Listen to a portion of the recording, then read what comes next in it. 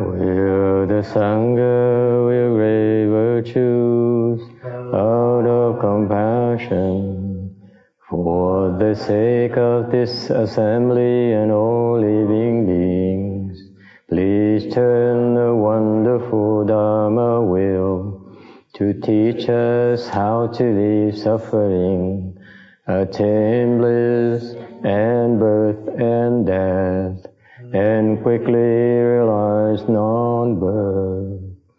Cung thiên đại đức tặng thịnh, vì thứ pháp hội cấp nhất thiết chúng sanh, xin chuyên diệu pháp luân giao đạo ngã môn, như há liêu sanh thoát tư ly khổ đạc lạc, thức chứng vô sanh.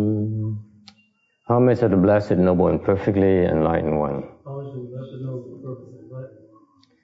Namo Saranto Suchidoye Lahadi Samyao Samputosye.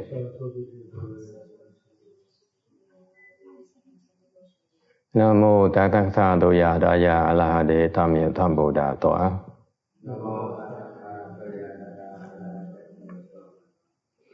The unsurpassed, profound, subtle, and wonderful Dharma in 100,000 million eons is difficult to encounter. Now that I've come to receive and maintain it within my sight and hearing, I vow to fathom the thus come one's true and actual meaning.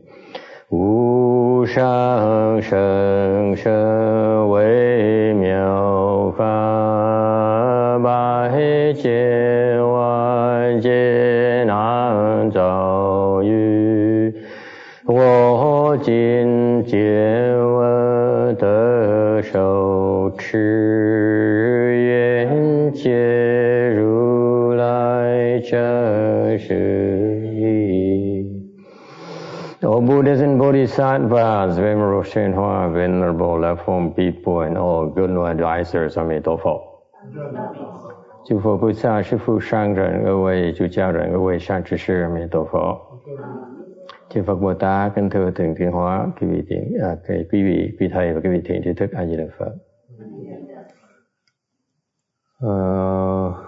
Routine is coming, right? So you want a microphone or you don't care?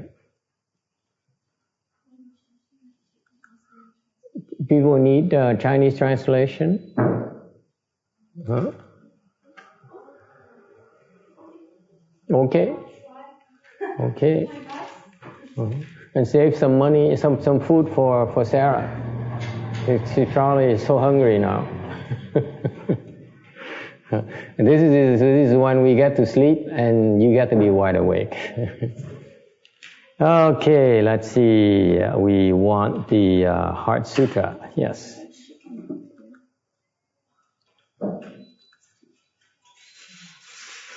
Vigor paramita. That's correct. Okay. You have the right slide up there? Oh, now it's working. No, it isn't. Let's see if we can get to the proper show. Oof. Wow. You can go the slow way. Okay, how is everyone today? We have as usual, some technical difficulties. I couldn't move quickly to this thing here. But we can all practice patience, and I get to exercise my index finger.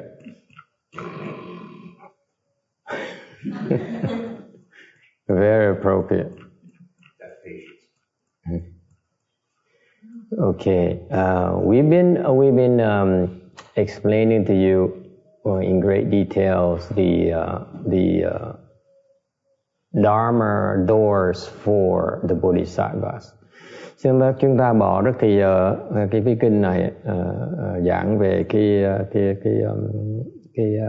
pháp Bồ Tát đạo And we're very fortunate because it's very hard to find good documentations on the 6 paramitas. Chúng ta may mắn là có được cái đầy đủ tài liệu mà về cái lục độ. Because most English materials are not that good. Tại vì những tài liệu tiếng Anh nó dở lắm, nó không được hay. And even I ran across these materials from Nagarjuna who explained the 6 paramitas. Ngài rất là may mắn là gặp được cái tài liệu của ngài Long Thọ Bồ Tát. Nagarjuna is a 4th ground bodhisattva according to the scriptures. Theo những kinh điển nói đó, ngài Hòa thượng Tiên Hóa cũng nói như vậy, là Long Thọ Bồ Tát đó, là tứ địa Bồ Tát. He's enlightened and he's a 4th round. 4th round is about low middle. He's low, but the 4th round bodhisattva characteristics is that they practice erudition. Cái đặc biệt á của cái tứ địa Bồ Tát á, là họ tu về cái pháp là đa văn, tô quẩn. 所以Nagasena. No. This is 龙树菩萨。龙树菩萨。龙树。龙是龙蛇的龙，树是大树的树。龙树菩萨。龙树菩萨。是四地菩萨。对。然后他们是修这个他的主要修的是这个多闻。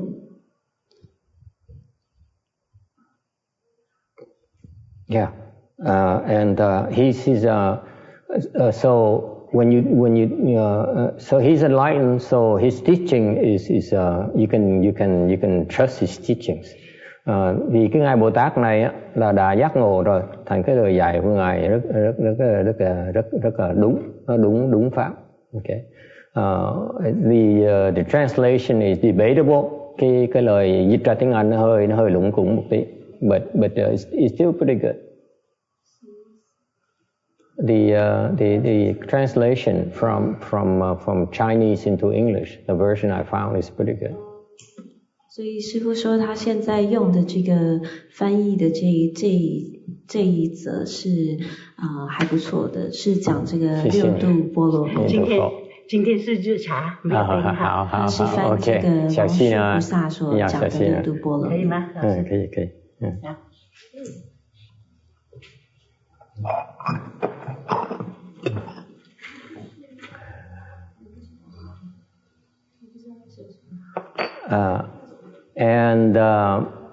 And there is one known 4th ground bodhisattva in LA.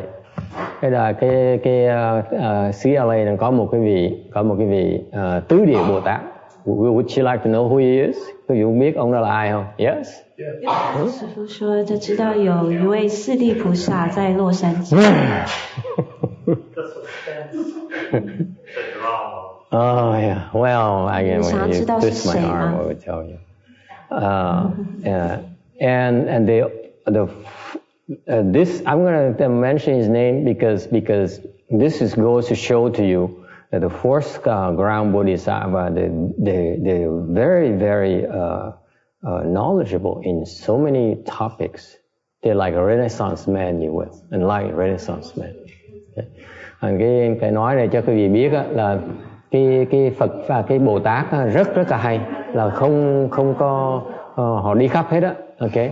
So there's a lay person who's a 4th ground bodhisattva. He's American. Có một cái vị người Mỹ, người da trắng mà tứ địa Bồ Tát. Unfortunately, he passed away already. That's why I can reveal him. Sarah, come on. There's something called top secrets. 那之前的那个斯利菩萨他不要讲他的名字，但是呢，另外一位是已经不在了。No, there is this, the fourth ground Bodhisattva, this one is American, but he's Caucasian, but he's dead already.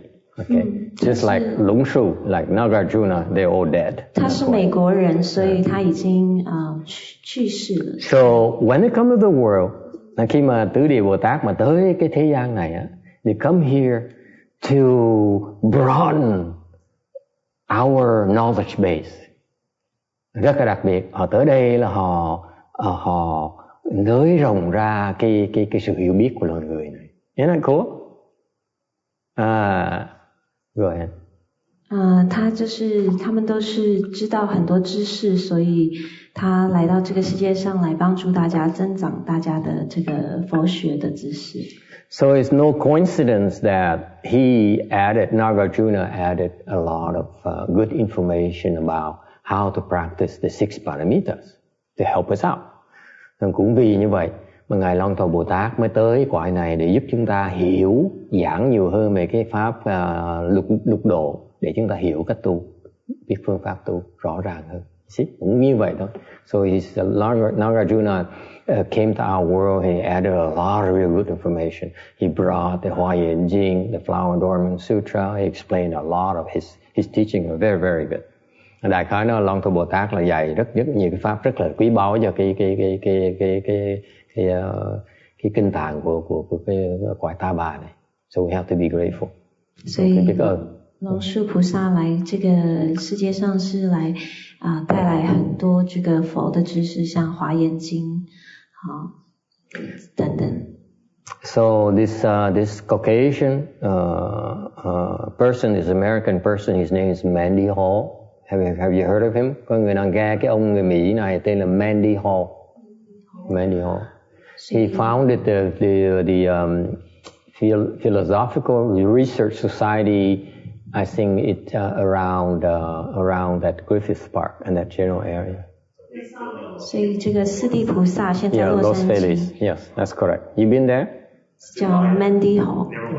Yeah, it's Mandy Hall， 他的 Mandy Hall Philosophical Research Society on Los Feliz Boulevard. 在那个洛杉矶 You go from here Park to Freeway 5 going north, exit Los Feliz and turn left. Institution.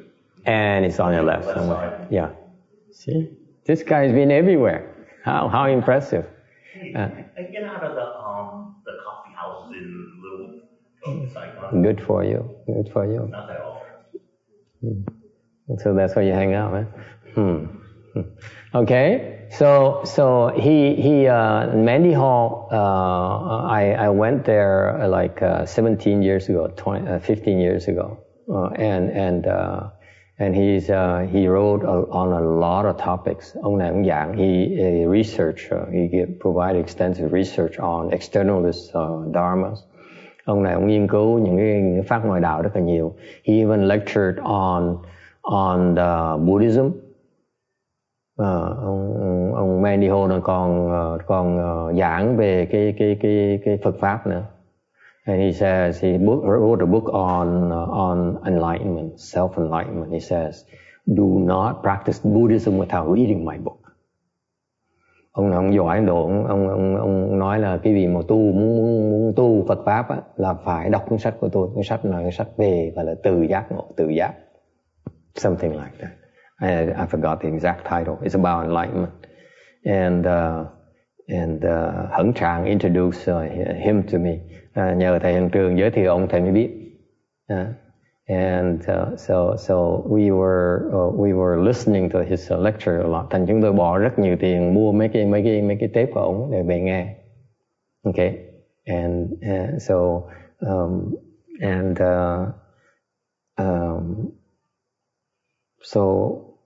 at Long Beach Monastery, when I was there for 2 years, it's okay to listen to Master Shinho's Dharma and then to Mandy Ho's Dharma as well. Okay. Hồi đó chúng tôi nghe giảng kinh của Ngài Tiến Hóa, xong nghe mấy cái kinh tiếng Anh của cái ông Mandy Ho cũng có quyền nghe được, according to the training program.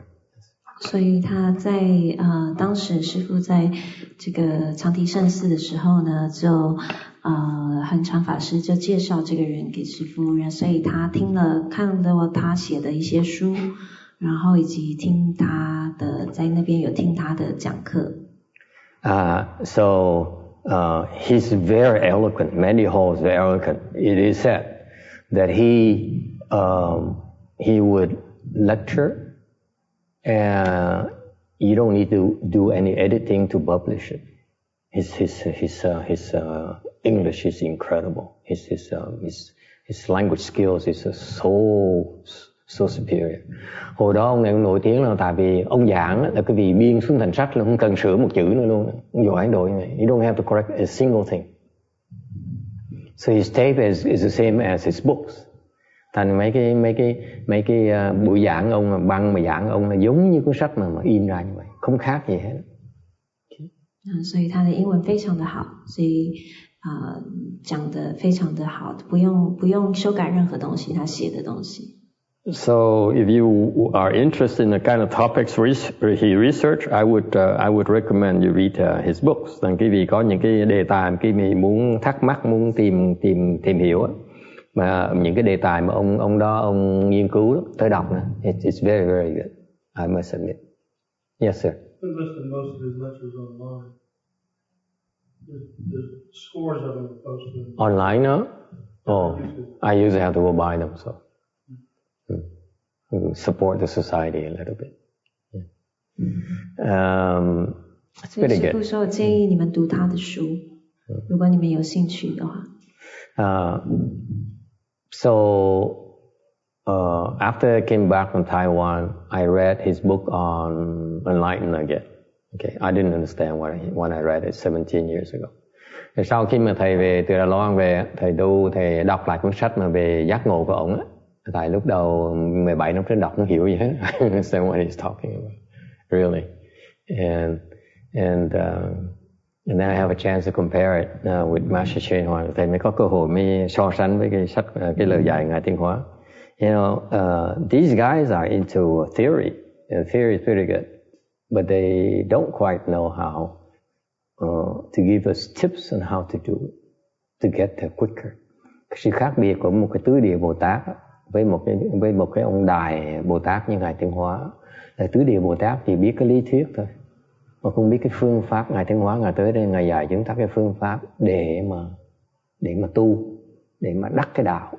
Còn người kia nói là người kia là trọng về cái lý hơn là cái sự, họ chỉ nói về cái lý thuyết thôi. 所以师父说他17年前刚从台湾回来的时候有读过他关于写这个觉悟的这个书，那他们然后有机会跟这个宣化上人所写的书做比较，那就是说他的东西比较理论性的，没有办法告诉我们，比较没有办法告诉我们该如何做到。Yeah, there are two sides to Buddhism. 理跟事 okay? These people here, there are two aspects. So these even though they're enlightened, they understand more about the theory side. They don't quite understand how to do it yet. Teach others how to do it yet, like the great bodhisattvas. Okay? 所以通常这个教义有两种，一种是着重于理，一种是着重于事。那像他们就是比较着重于理的方面，他还没有办法告诉你，像这个大菩萨们，像宣化上人可以解释说你要怎么修行。Okay, any questions? Ai thắc mắc gì về chuyện này không? I highly recommend Mandy Hall. I mean, it's pretty good. If you're bored and you want to read about how the externalists, who they are and that kind of thing, read up on him. His research is pretty good. Yeah. Okay? Nên cái gì mà có ai mà thắc mắc về những cái pháp ngoại đạo này nọ, ông này ông giỏi lắm, ông nghiên cứu giỏi vậy sao? Okay?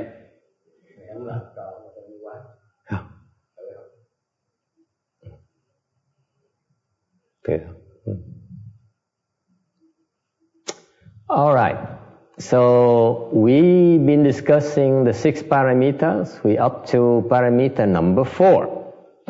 Bây giờ trở về lại cái tấm 272, bắt đầu giảng về cái tinh tấn ba la mật. Tại vì chúng ta vừa giảng xong cái ba la mật trước rồi. Cái ba la mật trước là bố thí, trì giới với lại nhẫn ba la mật. Okay, so to remind you as a reminder, the prior three paramitas are: number one, you practice the giving paramita, and then you practice the morality paramita, and then you practice the patience paramita. If you do it, and you are, it's very highly advisable you practice that in that order. Thì quý vị phải nhớ đó, những cái pháp mà ba la mật này là quý vị phải theo cái thứ tự gì mà tu. Đừng có nhảy cái âm, chẳng hạn như bên Nguyên Thủy, người ta nhảy cái âm, người ta nhảy vào cái định, họ tu thiền ngay lập tức. For example, there's a difference. For example, the Hinayana, when you go into the temple, they teach you about meditation right away. Hàng như bên Nguyên Thủy, người ta khi mà quý vị vào cái ngưỡng cửa của chùa Nguyên Thủy, thường người ta chú trọng dạy quý vị về cái thiền. Okay, it turns out many of them who practice meditation, including Westerners, including Europeans, and because they're all Hinayana based, they have a hard time making progress or getting a lot out of their investment in meditation. Thành không có là nếu như ở bên I'm sorry. You don't get it?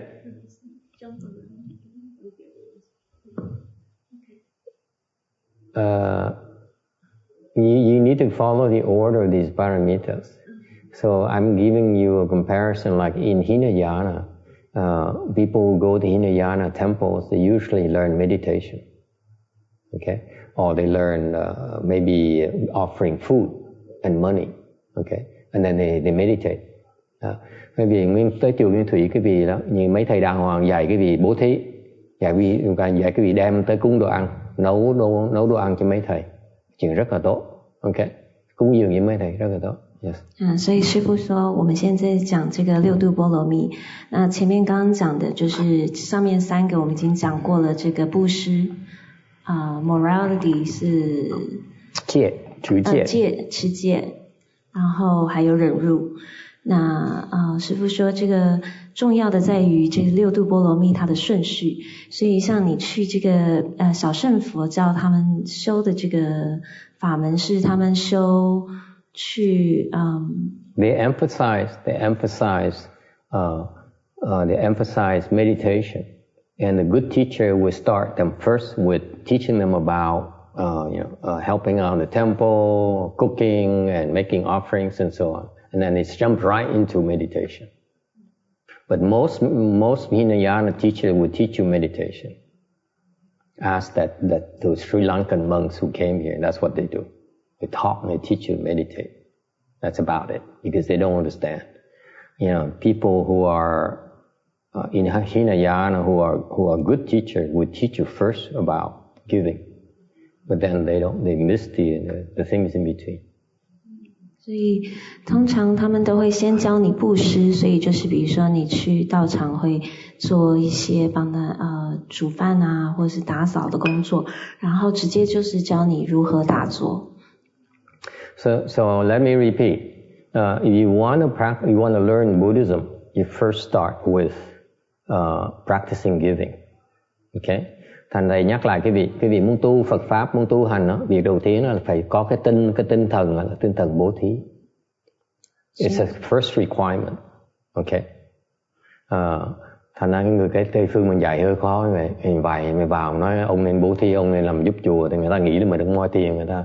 That's why it's very difficult to teach Westerners, because then you guys think we're trying to pick your pockets. Okay? People get offended by that. Okay. So that's why when text came to me like 8 years ago, I never approached giving. I just talk about sutras. Yes? I even avoided explaining about giving paramita for 6 years. I avoided. Lúc mà thầy cái ông da trắng này tới thầy cách đây 7-8 năm trước á, thì thầy né không dạy về cái bố thí. Thấy cái ông mà quý vị mà ông nói mà ông không vừa lòng một cái ông chửi cho chết á. Okay. Thành ra thầy né 6 năm rồi, thầy cố ý né 6 năm trời không dạy bố thí. Okay. Tại người da trắng dạy không được. Thành mình phải uyển chuyển. So even though I didn't teach you that directly, I was lecturing directly, but I'm paving the way to teach that. You see that? It's critical. Tại mặc dù thầy không dạy thẳng như vậy, nhưng đều á mình sửa soạn để mà dạy cho họ. Okay. Khi họ tin tưởng, lấy cái lòng tin tưởng họ rồi mình mới dạy được. First you have to gain their trust. Okay. Then you can slowly teach them. Okay. And it's not about generosity, it's about giving. Mà cái bố thí ba la mật này là theo người Mỹ họ dạy là cái rộng lượng. Cái bố thí không phải là rộng lượng. Bố thí là phải thiệt thòi, không thể nào rộng lượng nữa. Okay? Giving is very different from generosity. Okay? Giving is you deliberately are taking a loss. Bố thí là mình chịu cái thiệt thòi, chứ mình không cầu cái lợi. That's the mindset. The mindset of giving is that we deliberately choose to take a loss. Cái bố thí là mình cố ý chịu cái thiệt thòi mới gọi là bố thí được. So far so good. 所以师父说学佛教重点的第一步就是要从布施开始。那这个是西方人比较很难接受的，这个比较没有办法了解的概念。他们会觉得说我们好像是希望他们都能够布施啊，能够捐钱啊这样子。但是事实上布施是学佛的第一个基础。那布施跟所谓的大方是不一样的。就是布施的时候你是一定要有所失去。跟你有大方的表现的给人家是不一样的。你一定要智慧，想要布施，你的心里是一定要智慧。Okay, that's the only mindset for giving. You take a loss. You don't give and expect to profit from it. 不是说你要布施而希望能够得到更多，是你要抱持着你会吃亏的心态。Then your blessings aren't that great. If you practice, you benefit from that, and you give, and you know you get a lot back. If you have that kind of mindset, your blessing is not that great. 如果你知道说你布施是为了得到更多的话，那你所积的功德并不多。On the other hand, you just give, then your blessings are far greater. 如果你不想就只是布施的话，那你所得的功德呢反而更多。Cái vị mà lấy cái tâm cái vị lúc mà bố thí chỉ là vì cái tâm vì bố thí thôi á, thì cái phước báo cái vị nó lớn không thể tưởng tượng được. Okay, and after you have that many blessings, then you're able to lead a moral life. Khi cái vị có phước rồi, cái vị mới sống cái cuộc sống đạo đức được. 当你这个布施够了，这个福报够了呢，你才能够这个持戒。Okay, so for example, if you don't have enough blessings, we can teach you about rules, morality. You can go back and teach your children about morality. But if they don't have the blessings, they will not be able to. They won't buy into it. Thành ra chẳng hạn như quý vị, như chúng tôi dạy quý vị mà nói dạy về cái đạo đức mà quý vị chưa đủ phước đó, quý vị tu không được. Cũng giống như quý vị nghĩ là cái phước này, pháp này hay quá hả con về nó để tôi dạy cho con tôi sống cuộc sống đạo đức. Dạy nó không nhận nữa nghe, nó không nghe đâu. It's fascinating. Đừng có tưởng dễ giúp đâu. 所以当你福报不够的时候，你是没有办法接受这个持戒的这个道理。If you don't have the blessings, you will not believe it. Quý vị không tin mà không chịu chấp nhận. Okay? 而且你的信念也不足。Is that clear? Okay? And once you become a moral person, then you will be taught about patience. Rồi khi quý vị mà biết cái phải trái rồi, biết cái đạo đức rồi mới tu cái nhẫn. 当你一旦这个是有得恨的人的时候呢，那才能够修这个忍辱。And one, what is patience? Cái nhẫn là gì? What is patience? 什么是忍辱呢？ How do you practice patience? Sao quý vị tu nhẫn đây? 要怎么修这个忍辱的法呢？ As a teacher, ông thầy mà tu nhẫn là sao? How do teachers practice patience? 所以你们知道这个老师们、师父们是怎么修这个忍辱呢？ Well, one way is that every Sunday afternoon when you listen to lecture and you keep on sleeping, we don't get afflicted. 所以像这个每到星期天下午呢，你们听我讲课的时候都一直在打瞌睡呢，我都不会觉得我都是在忍辱。 Nhẫn là sao? Ông thầy khi mà buổi chiều Chủ nhật mà đang giảng kinh, mình bỏ biết bao nhiêu tâm huyết mà sửa soạn bài giảng kinh đó, mà người ta cứ ngủ gà. Sung sướng, ngủ một cách sung sướng đó. Mình hoàn toàn không phiền não. 一点都不会觉得烦恼。 Okay? Or at least we pretend not to get afflicted. 至少就是假装不烦恼。 Okay? So far so good? That's what teachers have to practice. We have to practice ourselves. Ông thầy phải học chứ đừng có tự phải tu đừng có giờ. Okay? That's why you're here. Quý vị tới đây giúp chúng tôi tu cái nhẫn. So you are here on Sunday afternoon to help us practice patience. 8 năm trời cũng y chóc như vậy. 8 years and they still don't get it. Okay? And what about students? How do students practice patience? Cái người mà học trò thì tu nhẫn sao? 那像你们学生们应该怎么修这个忍辱呢？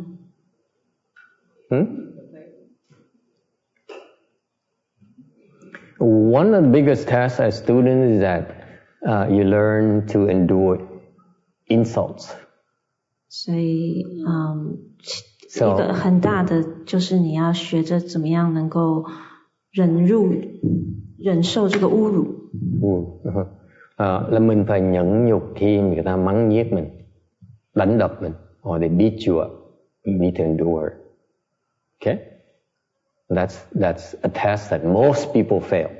Yes?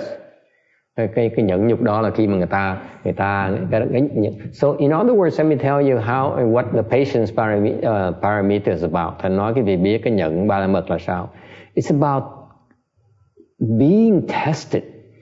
Cái vì tu cái nhẫn ba la mật là cái vì phải bị thử thách. When you go to patience parameter, it's no longer theory. Cái nhẫn ba la mật tu là không phải là lý thuyết nữa mà phải nhẫn nhục, phải làm. Now you have to act. Now you have to do. 所以这个忍辱法呢，就是当你开始修忍辱的时候，你就要能够接受考验。那每次呢，考验来的时候呢，你就要决定你要怎么做。Any questions? Ai thắc mắc gì không? So let me, the key of the patience parameter is that you must pass these tests of patience. Thành cái nhận ba la mật là cái gì phải chuẩn bị mà thi những cái thử thách về cái nhẫn nhục của mình. 所以最终你要能够通过这些忍辱的考验。Any questions? Ai thắc mắc gì không?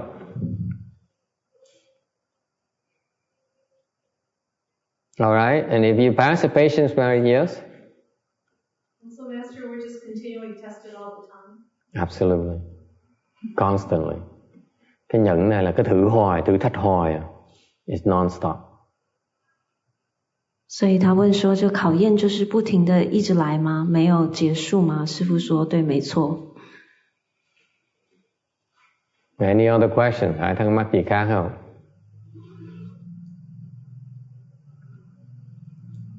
And so, for example, someone is so wrong, you still don't get upset. Hằng như rõ ràng ông thầy ông sai, mình vẫn không nổi giận như thế. Clearly the master is so wrong, you still don't get afflicted. Rõ ràng ông sư phụ rõ ràng sai lầm dễ sợ, mình không phiền não như thế. 所以举一个例子来说，就是如果一个人他是就是做非常大的错，你还是不能够，你还是要忍辱，你还是不能够觉得不高兴或者是起烦恼。 Okay, any questions? And then you practice vigor paramita. Rồi quý vị mới tu được cái tinh tấn ba la mật. This is very important. Cái tinh tấn ba la mật rất là quan trọng. Okay, this vigor paramita is critical. And you see, I'm giving you a lot of details on why is that when we practice Chan meditation, when we practice Mahayana meditation, you progress a lot quicker because you know what it takes for you to practice Chan. Thành cái này phải nói quý vị những cái này cho quý vị biết cái chi tiết để quý vị hiểu rằng tại sao quý vị tu thiền tông đại thừa đó quý vị tiến bộ lẹ hơn nhiều. Tại vì chúng tôi biết muốn tiến bộ phải cần những cái yếu tố nào mới tới được. Còn bên Nguyên Thủy người ta chỉ dạy cái vị một phần thôi, thì người ta không hiểu được những cái chi tiết kia. Thành lúc người ta dạy cái vị nó thiếu, cái vị tiến bộ nó lủng củng lắm. In contrast, the Hinayana, they teach you meditation, they teach you giving, they teach you how to meditate, and they miss so many things in between. That's why they don't progress as quickly, and they don't have the proper foundation. 所以师父说这个像我们现在就讲这个六度波罗蜜的 detail 的细节。那像这个小乘佛法呢，因为他们就是先教你打坐，但是在打坐跟这个修六度波罗蜜之间呢，有很多这个要点，他们就并没有指出来。Okay, so after the vigor paramita, then you can meditate successfully. Rồi khi quý vị có cái căn bản, cái căn bản của cái tinh tấn ba la mật rồi, quý vị mới thiền mới thành công được. 所以在忍辱之后呢，就是这个精进波罗蜜。那在精进波羅蜜修成了之後呢，你才可以打坐。Any questions? Ai thắc mắc gì không? Yes. So Master, when you realize somebody is wrong, in my opinion. Yes. And then so you just drop that thought and move on. Is that? How do you move on? Take my attention off from that idea and focus on something else. Okay, so how do you practice patience paramita? Sarah says, let's say your husband is so wrong. Okay, shall we be specific? Let's say the husband is so wrong. 问说要怎么修这个 Clearly, the husband is so wrong. No. 假设就是说，师父说，假设说她的丈夫是错的，做错事。Tại bây giờ đừng nói lý thuyết mà nói chuyện thực tế. Bây giờ câu nó hỏi, bây giờ mà hỏi là chẳng hạn như người trong nhà mình như chồng mình đó, hay là vợ chồng mình đó, rõ ràng sai lầm dễ sợ. And Sarah says, in order to practice patience, right? Are you asking patience or vigor? Patience, okay. Về cái nhận, when you learn to be patient and you know your husband is so wrong. So Sarah says, I practice patience by ignoring that he's wrong, and I move on. Okay, move on meaning you move away, you walk away. Used to be, but now I just try to drop that thought And then pay attention to something else. Now Sarah used to argue with her husband. This is an example. It's probably not true. Thì ví dụ là trường hợp như mà ông chồng mình sai, là cô lúc trước cái cô này là cô cãi lộn với ông á, cãi lý với ông á. Okay? Anyone had that experience before? Your spouse is wrong, you argue with them. 所以举例来说 ，Sarah 说她跟她的，假设她跟她先生吵架， Okay? 然后呢，mình 她 cãi 先 lộn. 生是错的。Now Sarah graduated and she says, I don't argue anymore. I know it's wrong. So I say, you're wrong. I'm ignoring you. I'm going to think about something else and ignore you completely. Yes? Cô nói bây giờ cô tiến bộ hơn một tí, thay vì cãi lộn cô nói là tôi biết ông sai rồi. Thành ra tôi không thèm để ý tới ông, tôi nghĩ chuyện khác, tôi lo chuyện khác. Okay, is that patient? Có là gọi là nhẫn là không? 所以他说他以前呢，就是会用吵架的方式，如果他觉得他先生错，用吵架的方式来解决问题。现在他就会说，他会放下那个他是错的那个念头，然后就想别转移他的注意力，是这样是对的吗？ Does it count as patience? Practicing patience? 对啊，是在修忍辱吗？ Yes? Yes or no? Có là không? Anyone says yes? 说是的，有没有？ Anyone says yes? You say yes? The same? Yeah, you do the same thing, right? You do the same thing. Yeah, she does the same exact thing as well. Oh, very good, impressive. Okay? Anyone says it's yes, Vicky? Oh, I say something different. You say something different? What do you say? I say, okay, honey, yes, you're right. 他说 Ooh, we hate it. Oh, we hate it. With your face when you talk to me like that, I will be so afflicted. 所以 Vicky 说，他说我会不一样，我会说是的，你是对的。 Và nói tôi thấy mà ông sai rồi, nói đúng anh đúng rồi. Và cái mặt như vậy là mình càng sùng lên thêm. 如果这样子跟我讲，我会非常非常的生气。Remember, Vicky, it's you who are practicing patience, not your husband.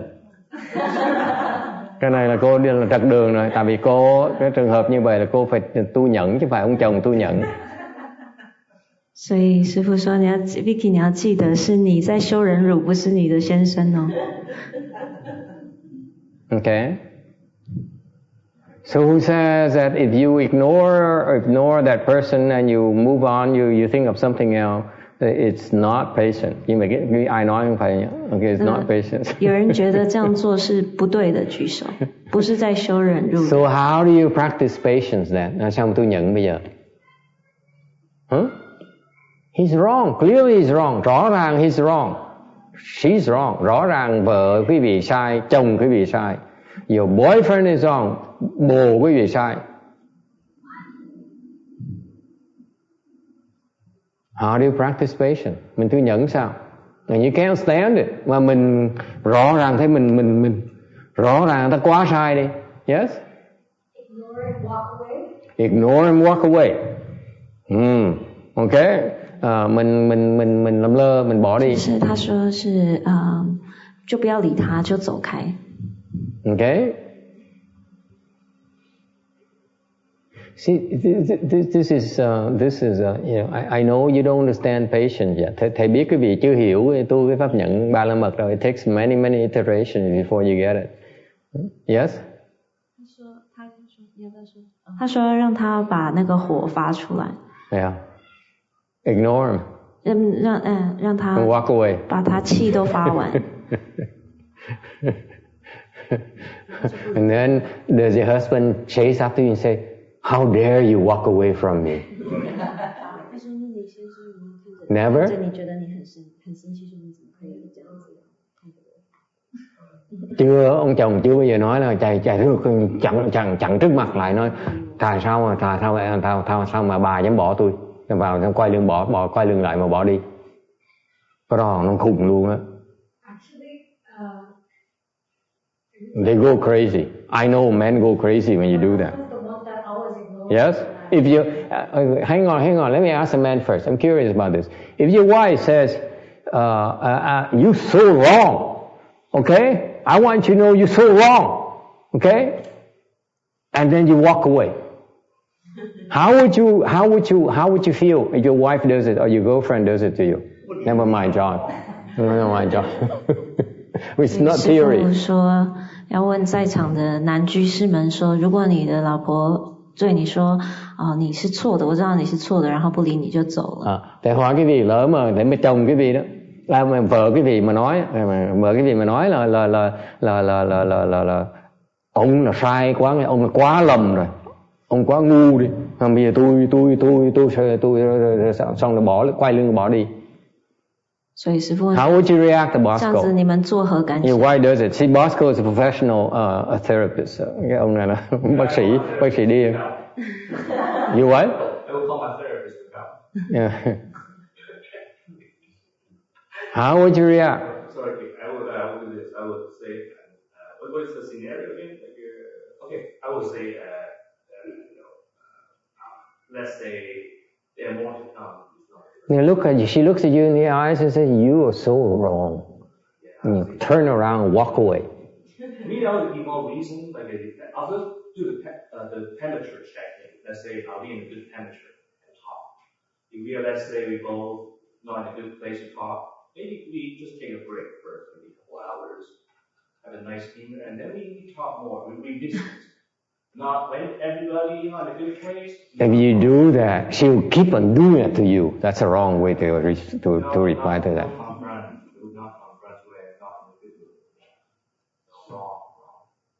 Okay, ông nói là mình ngồi mình đợi chừng nào ông bình tĩnh lại nói chuyện. Yes, go ahead, translate. 他是说如果他说他会看这个当下的情况，如果他觉得情况不适合这个谈的话，就先不谈，就先暂时不谈，等到好一点的时候，大家比较轻松了再谈。Hôm nay ông nói là tôi đợi ông bình tĩnh lại tôi mới nói chuyện, chứ còn tôi coi thử là nếu còn nóng quá thì không nên nói, mà đợi chừng nào bình tĩnh mới nói. You agree? So for me, the patient is just to wait for a couple more hours. Wait until she cools down, right? Đợi cho bà bớt nguôi cơn giận mới nói. Because no one can get angry forever. 因为他说没有人是会一直生气的。Okay, let me ask the women first. You see, if let's say you ladies, hỏi mấy người đàn bà. 现在要问这个女居士们。Just in the text, we're coming to you. Let me ask this. Let me ask the women. I'm curious about this. Hỏi đàn bà cái gì? If you're dating a guy like Bosco. 假设呢，你们在跟Nếu quý vị mà bồ quý vị là những cái thái độ như vậy, of course before you considering getting married and then you have an argument and then that's how he treats you. He's gonna, I know you're hot, honey. I'm gonna wait till you calm down and I talk to you in a reasonable manner. Nếu mình ổng làm bồ mình muốn sắp cưới ổng rồi, mà lúc bây giờ mình mình may sao mình cãi lộn ổng á, xong nổi sùng quá. Ông nói em ơi anh biết em là đang nổi nóng, thành ra anh sẽ đợi chừng nào em nguội lộn rồi anh mới nói chuyện với em, rồi mình nói chuyện được. Would you marry him? Quý vị cưới ổng không? 你们的男朋友 Who would marry him? Raise your hand, please. 假设你的男朋友呢 I'm a girl. See, this lady would marry him. There's only one. What about the rest of you? You would not marry him? I would never marry this guy. Yes, Sarah. Well, the problem is with that approach, it could get worse eventually because the same pattern is repeating every other week. Let's say you get mad and you go, oh, let's do it later. So we talk about it, nothing happens. And then the similar situation happens after another week. Oh, let's talk about it later. Nothing happens. Yeah, let's talk about it later. Let's wait until it has a clear. Rồi nói mình kiên nhẫn mình đợi chứ nào bả vì mình tâm mình nó sáng suốt mình nói chuyện. Yes? Translate. 所以他说那假设像 Bosco 这样，就是所建议的这处理的方式，就是那你说我们等到时间对的时候再谈，那结果就没有再谈，下个礼拜有同样的事情发生，你又再等到下个礼拜再谈。Tex, you have anything to say about that, or you want to bring up? Huh? How a man should react. Well, I can tell you do react, or did react. I forget all about it. I mean, I'm relieved that she's gone away, and I forget all about it. That's it. Totally. You don't do anything? Is No, don't do anything. Okay. 所以 text 是说， Not even this? No, 他说 You don't like? No. No? No Fuji face. I just feel relief and then I forget. And his text speaks the words of wisdom. He says, I can drop it. 他说我就忘记， Impressive, 我 yes. 就忘记， You know what? You think he's 忘记 lying? 没有这回事。 He's like that now. You know, like several years ago, he'll beat the crap out of her. Yes? No, I'm pretty much like that. Like what? I'd be relieved that she was gone. And that you can find another girl? You're just too schemy. Too much. Yes, sir. The point is, no fighting. You give a face, you're fighting, adding fuel to it. Whatever it is, take the blame. Doesn't matter. There's no right or wrong. John says, Master Xue Hua teaches no fighting. Ông nha sĩ nói là Ngài Tuyên Hóa dạy là không tranh. No matter how wrong she is, I take the blame. you take the blame. Ông này sẵn sàng nhận cái lỗi của ông đó.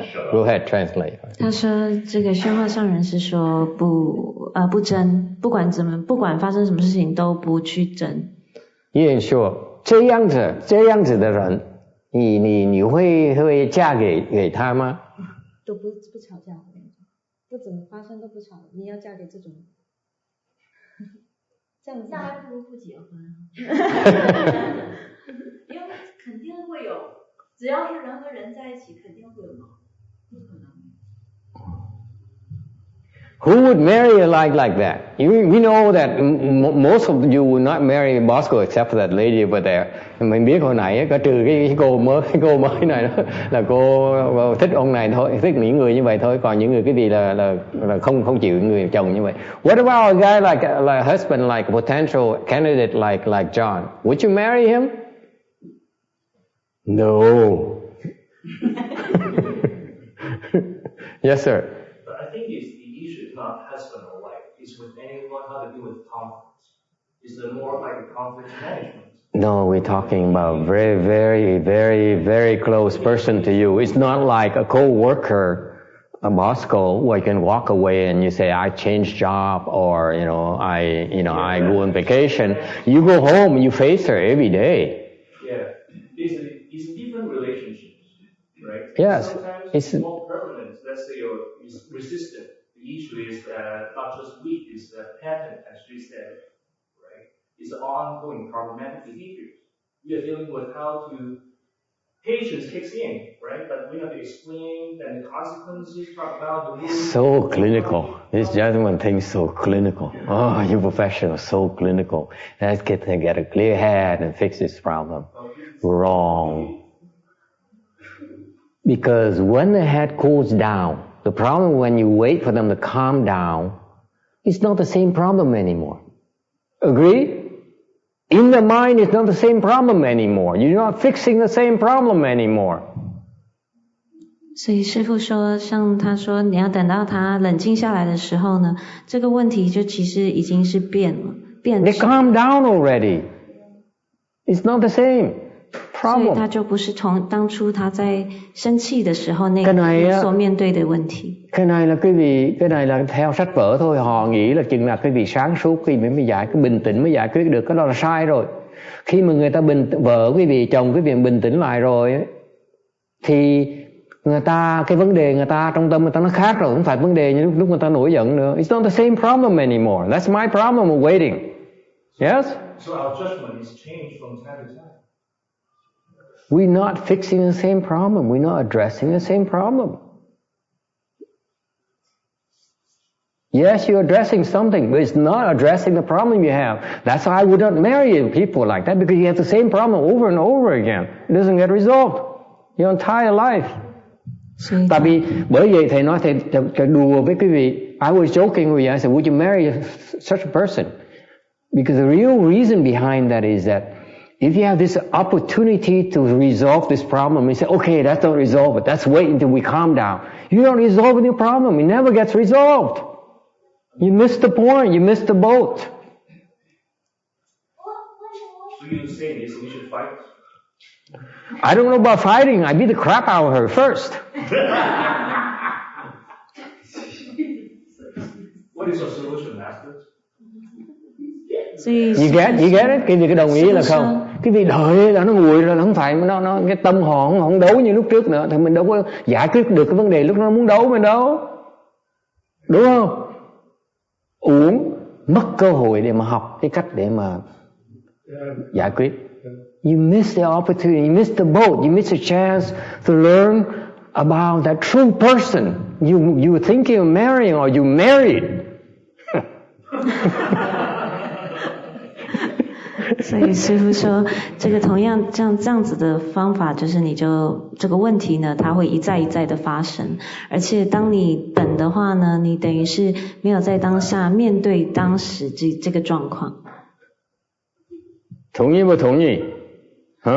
入境，而且你的想法是怎么样？那个时候是那个人的反应是真实那个人的反应。我好像没有这个问题。See, the older generation, they will conform to you. Say, okay, calm down. I wait until you calm down. I talk to you. That's their generation.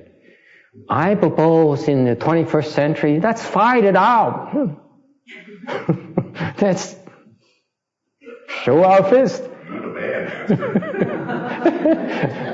Cái đó đời xưa là như vậy, đời thế kỷ 20 nó như vậy, thầy đề nghị thế kỷ 21 á, mình đánh lộn nhau.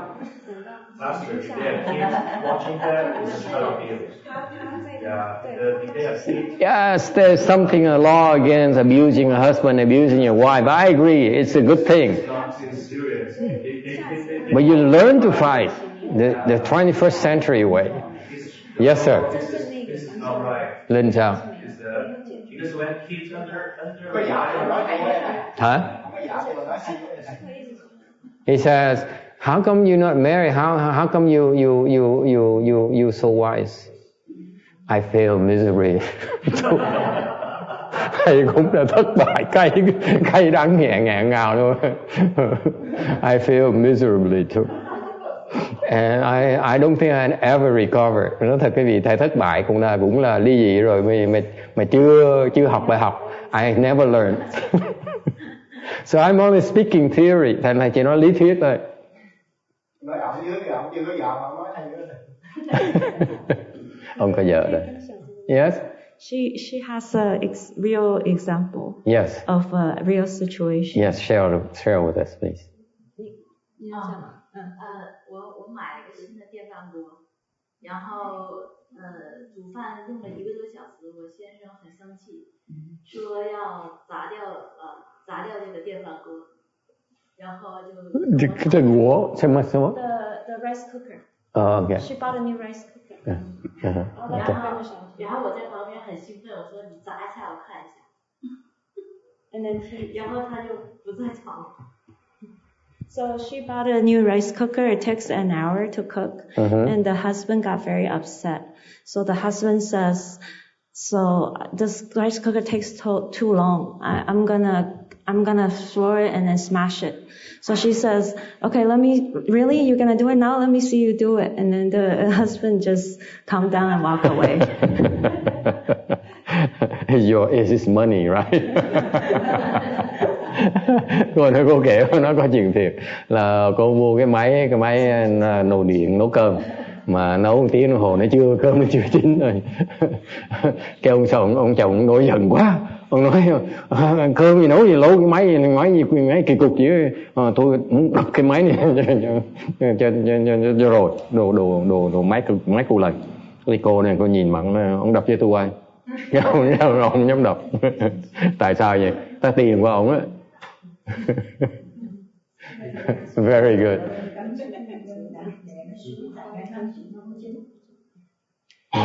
nghĩ xong mình mở mình phải để nó xuống. She said you didn't press the right button.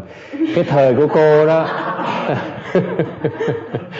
cái thời của cô Thân Hương với người cô Nhật Thanh đó, in your older generation, they have to yield to the husband. That's our culture. The man rules. Okay, it's a man's world. Thế hệ quý vị là phải nhường cho chồng, đúng không? Right? In America, ở xứ Mỹ này á, we yield to the women. Xứ Mỹ là cái văn hóa xứ Mỹ này là mình nhường. Xứ Mỹ Âu Châu, the advanced societies, we learn to yield. It's a gallantry. The French call it gallantry. You know, we civilize and we yield to the weaker sex. Give me a break. They're not weaker, trust me. What do they know? They lost 2 world wars. Rồi cái thế hệ mới này á là người đàn ông á, nhất cái xứ Mỹ, xứ Âu Châu này là gọi là ga lăng, mình nhường phái yếu. Thầy nói cái vị nghe, cái vị không phải là yếu đâu, tôi không tin là cái vị yếu đâu. I don't believe you're ever weak. We're the weak ones, thằng ông mới là yếu. Okay? The males are the weaker ones. Speaking of experience. I think I'm the one who got hurt when I got divorced. She didn't get hurt. Thành lúc mà ví dụ bằng cớ thầy lúc mà thầy ly dị và vợ là thầy là người khổ sở ấy thôi. Bà phải thấy à.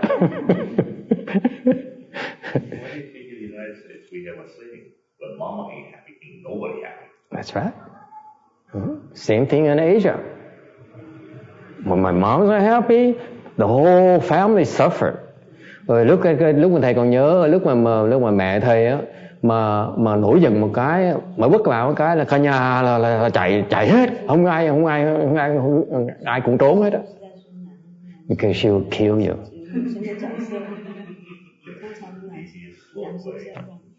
She will kill you. My mother is like that. Mẹ thầy biết là thầy không tin cái việc là yếu. I learned from my own mother. I don't believe she's ever weak. Okay? Maybe when she's younger. Not anymore, after she suffered so much. Một khi người phụ nữ mà cực khổ đến cực điểm rồi, không thể nào yếu được nữa. And you survive. When you suffer so much and you survive, you're no longer weak, let me tell you. Cái người á, không cần biết nữ là nam, mà nếu như họ cực khổ đến cực cùng rồi mà họ vẫn sống được á, như cái bà già này đó, bà sư cô này, cực dễ sợ đó, mà còn sống sót được á, mấy người đó không thể nào yếu được, mấy cái thứ đó là thứ trời đánh không à. Okay?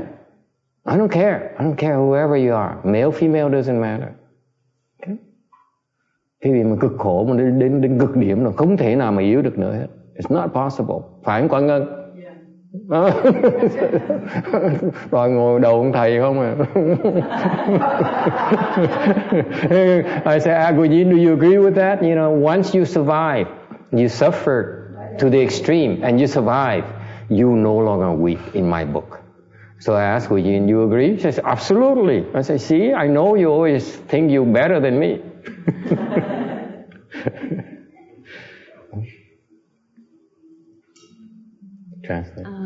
所以师父是说，当你他是说很多时候，当他讲这故事说，当你经过这个很多的苦，你必须要受很多折磨以后，你能够你能够忍过这些事情的时候，你是很强的，你其实不会是弱的。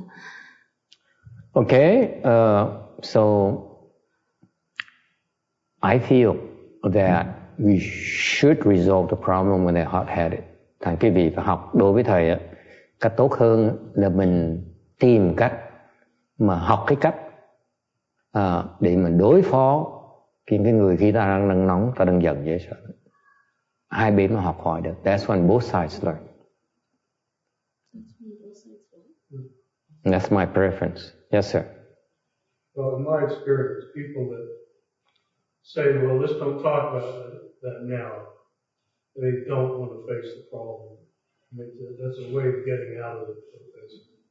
Yeah, but then it doesn't get resolved. That's right, it doesn't get resolved. And it, you know, and the relationship is not healthy, you ask me. Right. Okay? it is an imperfection in the steel. The steel will break someday. I prefer to work off the weakness right away, as soon as possible. That's what I define as honestly building a relationship.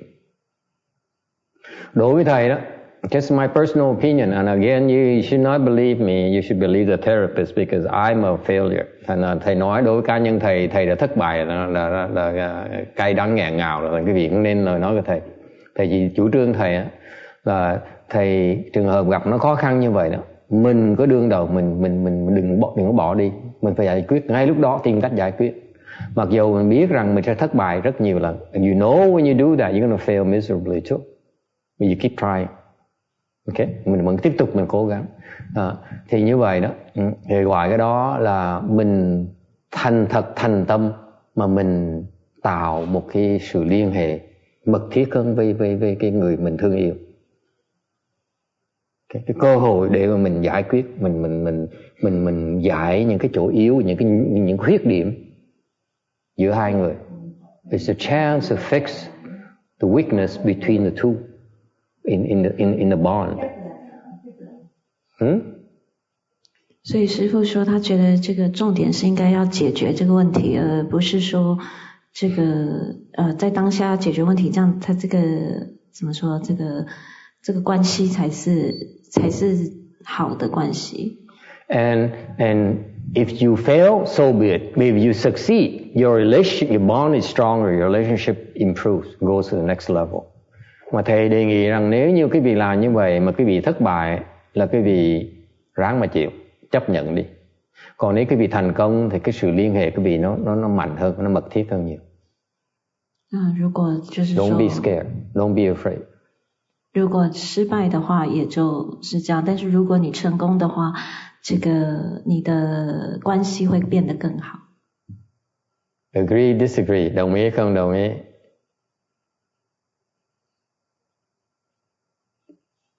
You see the problem with the professionally, you can't tell you that. Cái vấn đề là quý vị tới gặp bác sĩ, ta nói cái gì vậy không được. Because if you go back and you fight with her, your wife, and she breaks this vase on your head, they're going to come back and sue you professionally. My main concern is if there are any kids during the conversation. It's not just kids, it's that they get hurt. They get hurt and you're liable for it. That's a problem. It's not really, it's safety first. Safety is a big. Not only kids, but also your spouse, whatever, the dogs, whatever, So that's why you cannot give that kind of advice. Okay? So we have to play safely. Yeah. Isn't it? No, for us it's wisdom. We try to fix the problem. We don't care for safety. So the husband or the wife could be escalating. Didn't you just hear what Yuan Church is giving the example? Go ahead and break the rice cooker. You break it. Go ahead. Okay? Sometimes it works. Yes? I was just going to say that it's sometimes it works. That was a good example. Mm-hmm. Beautiful example. Yes. A lot of times people while they're fighting, they're not really fixing the problems. So they just ended up, they don't have the wisdom to deal with the situation and the words. Mm-hmm. So they just ended up fighting and fighting and fighting and fighting. Right. That's why they don't really solve the problems by That's talking right. it out. So That's right. really the problem. It's not for everyone. Yeah. I'm not talking for everyone. I'm just talking about me personally. I prefer to fight. Okay? Because I want to learn how to fix that problem. Cái này phải ai cũng thắng, phải khuyên ai cũng làm như vậy. Thì nói trường hợp cá nhân thầy là muốn hút đầu nhau để mà học hỏi được. Còn nếu như mình cứ né thì cái vấn đề nó không được giải quyết. Okay? It's just me personally. Or you learn how to fix the problem. Hoặc là học cách để mà giải quyết. 所以师父的意思是说，他觉得是他个人的想法，就是说，如果是他的话，他会选择在当下把他不管是用什么方式，就吵架还是怎么样，能够就是把这个事情解决。Any questions or comments? Các có ai ý kiến thắc mắc gì không? I'm slightly different from you. I fight differently from you. Thầy khác ở vì cái chỗ là thầy đấu khác quý vị. Your fighting is destructive. My fighting is constructive. Cái điều kiện là cái làm như vậy với cái điều kiện cái vị biết cách đấu mà nó giúp người ta được, gây dựng người ta được. Còn cái vị đấu để mà đánh người ta là cái vị không nên đấu. The difference is this. If you fight, I fight to help people. You fight to beat up on people. That's a difference. 师父说，我跟你们的差别是， If you fight in order to learn, in order to help them, it's different than when you fight to win. 所以当我吵架的时候呢，我是有建设性的，就是我是跟他们吵是要帮助他们，你们吵架是要能够赢对方，能够吵赢对方。Thầy nói sự khác biệt ở chỗ là lúc mà thầy đấu á, tâm thầy đấu là thầy muốn học hỏi và thầy muốn giúp người ta.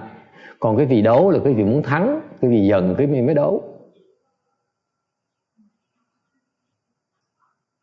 Và nếu cái vị mà lúc mà đấu để mà đánh người ta, để mà thắng người ta thì cái vị không nên đấu. If your mind is to fight in order to win, don't fight. That's the difference. Okay? Let them calm down. Okay? Trường hợp mà quý vị nghĩ là mình tranh chấp á, mà để mà thắng á, thì quý vị không nên tranh chấp, đợi người ta nguội lại. Okay?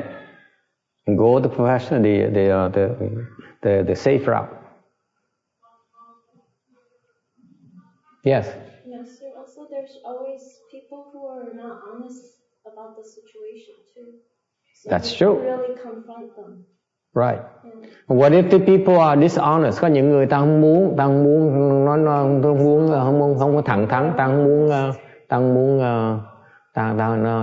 muốn gì đó thú nhận cái vấn đề thiệt của họ. And I feel sorry for you. You married the wrong person. They call it debt.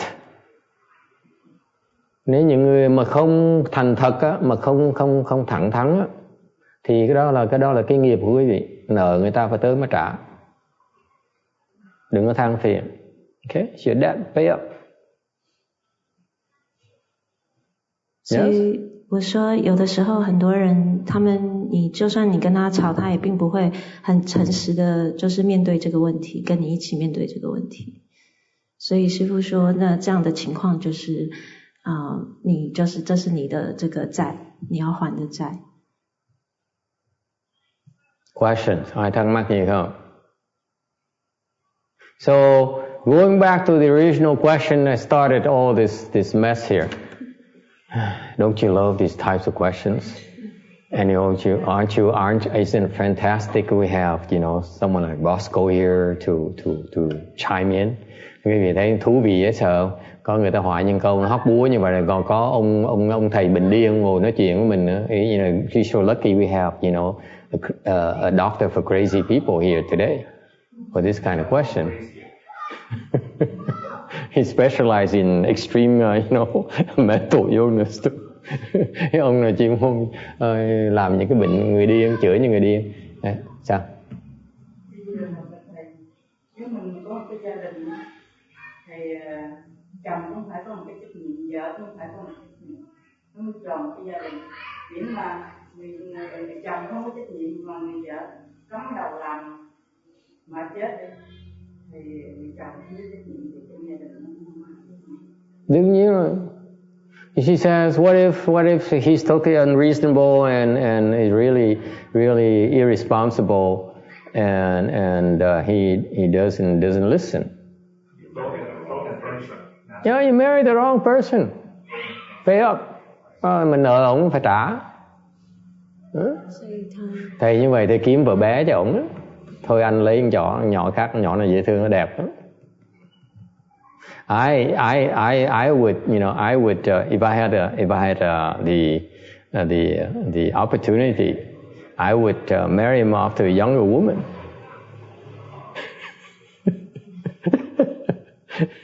And if he agrees, that means I paid up. No, you're too weak. Yes. So does that mean it's okay to say, I'm through with you, I'm shaving my head, I'm joining Master? What makes you think Master wants you? And it was like a red Ferrari. If you're a loser, why would Master want you? See, even the women don't want you. Why would Master want you? You're unreasonable. Ông đùa với thầy nói nếu như vậy mình cạo đầu đi tu, thầy nói ủa ông sao mà tự cao dữ, ông nghĩ là ông cạo đầu ông, thầy nhận ông hả? Giỡn hoài, mấy phụ nữ chưa nhận ông sao mà thầy nhận ông làm cái gì? Người dân tu chúng tôi là điều kiện cao lắm. Our level people have very high standards, I think.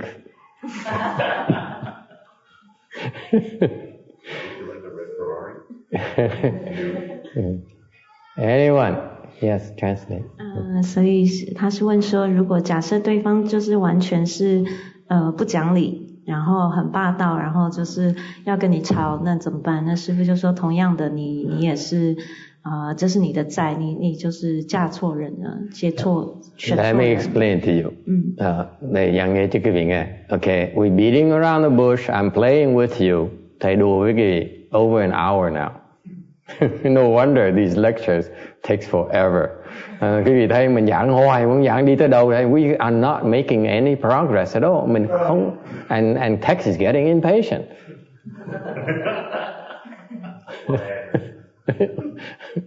Okay, he says, I drive all the way up here, and then we still stuck on the same slide. We're not even talking about the slide yet. Hơn một tiếng đồng hồ mà cái tấm này vẫn chưa đề cập đến cái tấm này, nói chuyện gì đâu không à. Where was I?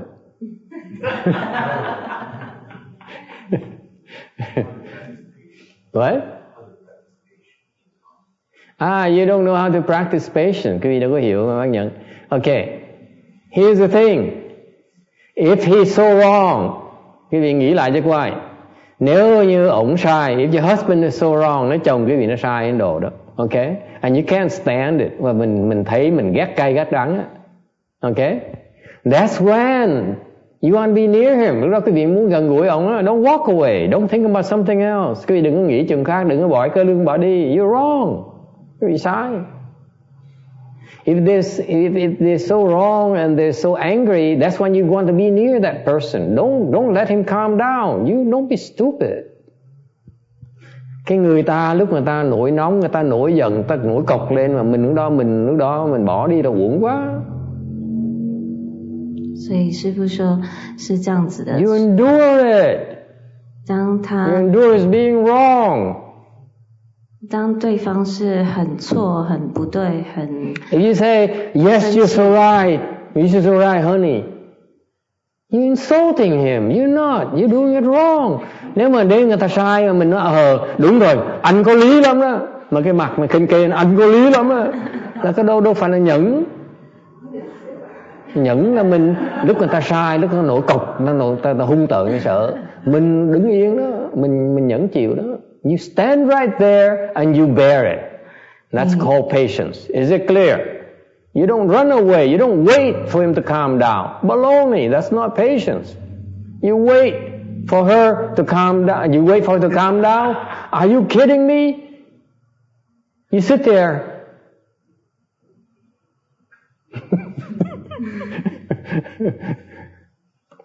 It's not called patience paramita unless you make him a little bit angrier.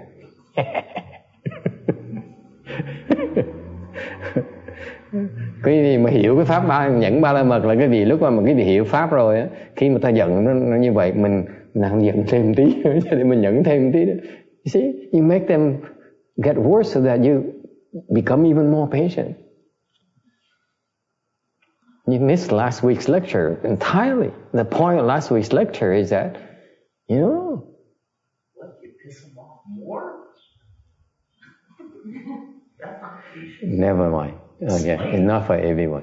所以师父说，就是当他在生气的时候，你不是要离开，你才是要在那边面对他，才在那边忍辱。Cô Quảng ơi. Ngày xưa thì nhẫn tới một ngày nào ông đi trước hoặc là bà đi trước là chấm dứt nhẫn. Thời buổi bây giờ nó nhẫn của thầy, nhẫn một, nhẫn hai cái lên tòa rồi chứ không có nhẫn đến kết thúc được thầy. Thầy hỏi con á. Mô Phật thầy, theo con nghĩ như vậy cũng tốt thầy. Không tốt. Vua Chin Sang says, Master, don't go there, you are wrong. Cô Thân Hương rất là quan tâm với thầy, nó thầy dạy sai, thầy đừng có đi tới đó, nguy hiểm lắm thầy. Cô nói bữa nào tới nó đốt chùa thầy á. Thời buổi này tốt nhất là tốt sống với nhau, thông cảm với nhau, sống với nhau thì hòa thuận với nhau, còn mà không chịu sống với nhau mà không hợp tác với nhau thì được ai nấy đi thôi, không ai khổ với ai, tốt nhất. Cái đó thì các con suy nghĩ là đúng vậy đó. She says get divorced. Thay cái mẹ ở Mỹ đó thì mấy đàn ông cũng biết là đàng hoàng, cũng về hợp tác với vợ đó, nhưng con thấy cái dễ tôi thấy không được lắm. Chồng làm vợ làm thì hòa thuận với nhau, không có chuyện xảy ra. Tại hồi xưa Việt Nam lúc nào ta là đại tràng phôn, ta là đại tràng phôn, cái gì cũng trên cơ không mà đàn bà ta làm gì cần được bộ. Đúng rồi. Chịu không nổi.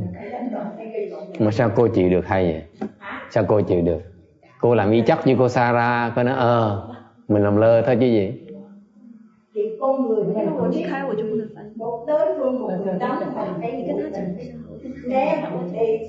she says, in her generation, the man is always right. Therefore, she would walk away, sneak away, and not butt heads.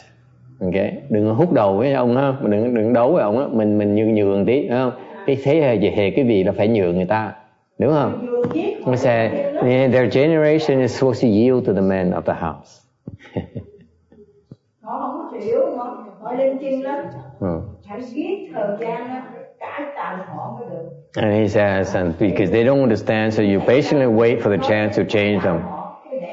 What did I tell you? They're not weak, trust me. Bởi vì thầy nói cái gì, cái bà này thấy cái bà này thấy không? Nó dạy con cái bà, she trained her children. Bà dạy con cái bà như vậy đó. Là mình kiên nhẫn, mình nhường người ta để mình đợi, để mình cơ hội để mình cải tạo người ta, giống như chiêu hồi vậy đó. Ok? Làm sao gọi họ là phái yếu được nữa? Phái hung tợn, phải thấy yếu, ngồi đầu người ta không, đòi đổi người ta không, phải không Quang Ân? Ông sai tôi đổi ông nha. She says, this arrests my case. In her generation, she says, it's supposed to yield to the man in the house. Therefore, let's yield to them and wait for an opportunity to change them. If I hear that, I get very upset. Thầy mà nghe những người phụ nữ mà nghĩ như vậy là thầy nổi sùng ngay lập tức à. Tôi thích tôi, đừng có đổi tôi. I like the way I am. Don't change me, please. Okay? That's the nature of women. Men don't wish them to change, but they do. Women wish men don't wish them to change. No, it's not true. Men also wish women to change. When it's not uncommon for people who so-called love each other. It's very normal for them to say, I will wait for a chance to make this person change. It's so wrong. Okay. Thầy nói là cái con người đó, khi nhất là những người mà thương yêu, thực sự thương yêu nhau đó, họ tìm cơ hội để họ đổi người kia, là cái đó là rất thông thường. Họ tin như vậy. Yes, you agree with that? People love each other. It's quite commonplace to try to change the other person, to get the other person to see your point, recognize their fault, and they change them. Okay, I get very offended when my wife tried to change me. Yes. Mô Phật thầy theo ý thầy đã nói phụ nữ lúc nào cũng phải người đàn ông phải không? Why is it wrong? He says, do I advocate the women must yield to the men? Of course, đương nhiên rồi. He says, it's wrong, master. She says he disagrees with me. Nói thầy cái cô thân hương cô nói là cái thân hương, remember this name, Chin Xiang. Bên Vạn Vật Thành đó, this is probably what they learned from the DRB. Chắc Vạn Vật Thành họ dạy như vậy, thành họ thân cái dòng thân của họ nó như vậy. Là phải nhường, anyway, I'm losing my cool. Yes, right. Patience.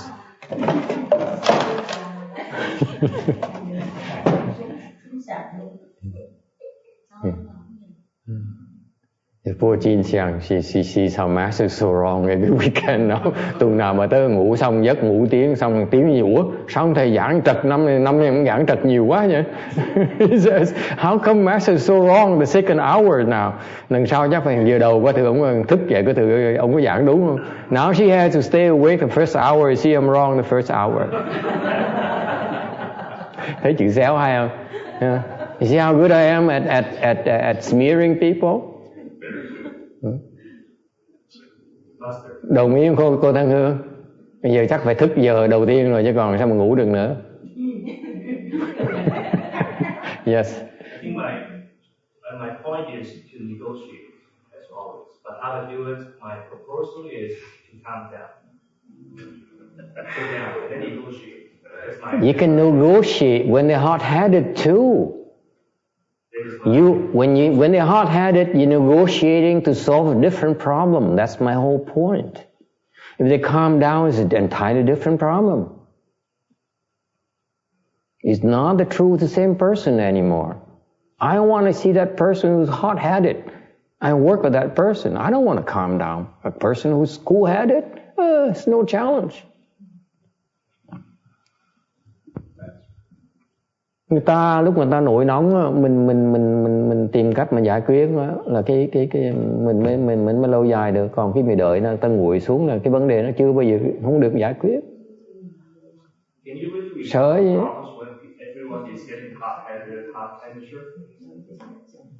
I get hot-headed all the time. Look, ask them. I lose my temper all the time. They learn to take it. That's all. You guys don't know. I lose my temper every day. Mỗi ngày thầy mắng giết họ, mấy ông thầy mấy cô này suốt ngày đâu phải là. And I forced them to learn to deal with hot-headed people. See, that's my excuse. Thầy sao thầy nói thiệt cái gì á? Mấy người xuất gia trong chùa này nó thầy lúc nào thầy cũng nổi cọc hết á. Để làm gì? Để tập họ nhẫn cái người mà nổi cọc. Chứ bữa nào mà lỡ mà không có ông thầy mà lỡ người ta tới người khác nữa nổi cọc không biết đối phó người nổi cọc sao bây giờ? Sao cứu người ta được? How can my students possibly learn how to save people if they cannot save people who get angry? Huh.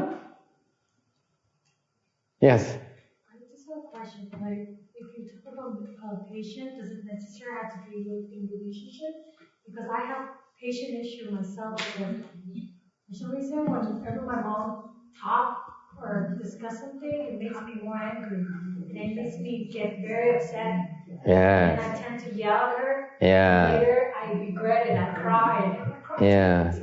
Yeah. You're not the only one. It's not only your mom, also people have the same exact problem with the dads. Especially the son with the dads, the daughters with the moms. It's very commonplace. Okay? Cô này cô nói là cô nhiều khi cãi lộn với mẹ, mà cãi lộn xong cô cãi lộn xong á thì mới hối hận. Thì nói rồi khóc. Thì nói chuyện cô rất thông thường, không phải riêng của cô đâu mà biết bao nhiêu gia đình người ta như vậy. Con gái cãi lộn với mẹ, con trai cãi lộn với cha. Yes, Tony, you would like to add something? No? Okay. Let's play it safe, like Bosco says. Lynn, sao? Have any problem? How about you, Alan? Alan's have a good time today. Cái ông Alan, ông ngồi rung đuôi, ông cười cà cả ngày. Okay, this is so much fun, huh? Welcome to the world of marriage. Yes? Patience is not to walk away and think of something else. Nhẫn không phải là quý vị tránh nó mà nghĩ chuyện khác. Nhẫn là mình khổ sở nhưng vẫn chịu đựng như thường. You endure. Đừng coi bỏ đi. Don't walk away. Don't wait for the person to calm down. Đừng đợi người ta ngồi xuống. Okay. You endure.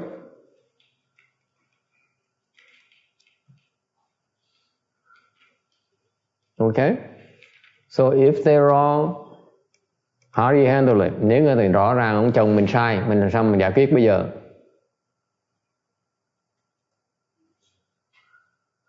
I don't know. Sometimes you beat them up, sometimes you smile, sometimes you walk away. Don't give them a pattern. Cái vị đừng có dạy. If you give them a pattern, they'll know. Men are not that stupid, you know. We know, we recognize. You understand? Sometimes you walk away. Sometimes you sit there and you stand there and you butt head. Sometimes, you know, you wait for them to calm down. There's no pattern whatsoever. But the point here is that you are willing to face that hot-headed person head on. Learn how to deal with that person because you're dealing with a true person right there. What the person can be. Okay? Và vấn đề là cái vị mà nhường người ta cũng được, ok? Không nhường cũng được. Nhiều khi đấu cũng được nữa. Đâu có sao đâu. Mình thử hết. Cái sợ cái gì? Cùng nó là bể vài cái lò điện nấu cơm thôi thì ổng mua cái khác nó sợ gì? You should mix it up. So when you beat them up, when you butt heads, how does that show any patience? I'm patiently learning how to deal with you. You call patience? Because I haven't figured it out yet. I'm patiently figuring out how to deal with you.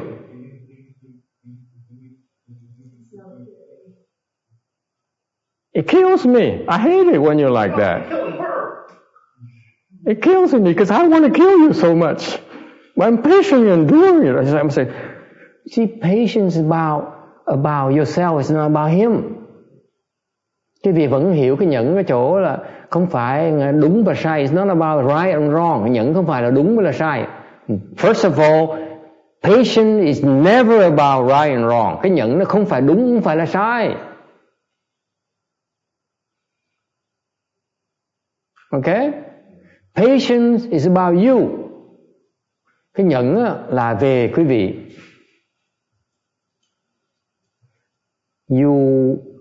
You hate it and you endure it. Quý vị rất là khó chịu, nổi khùng nữa mà vẫn nhận như thường.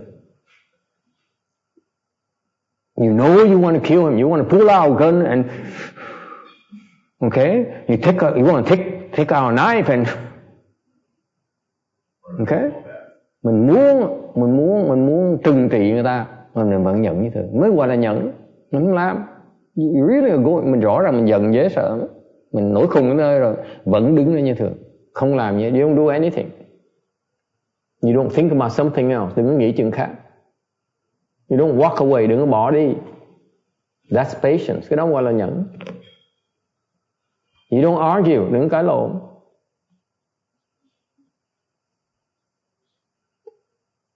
It's about you again.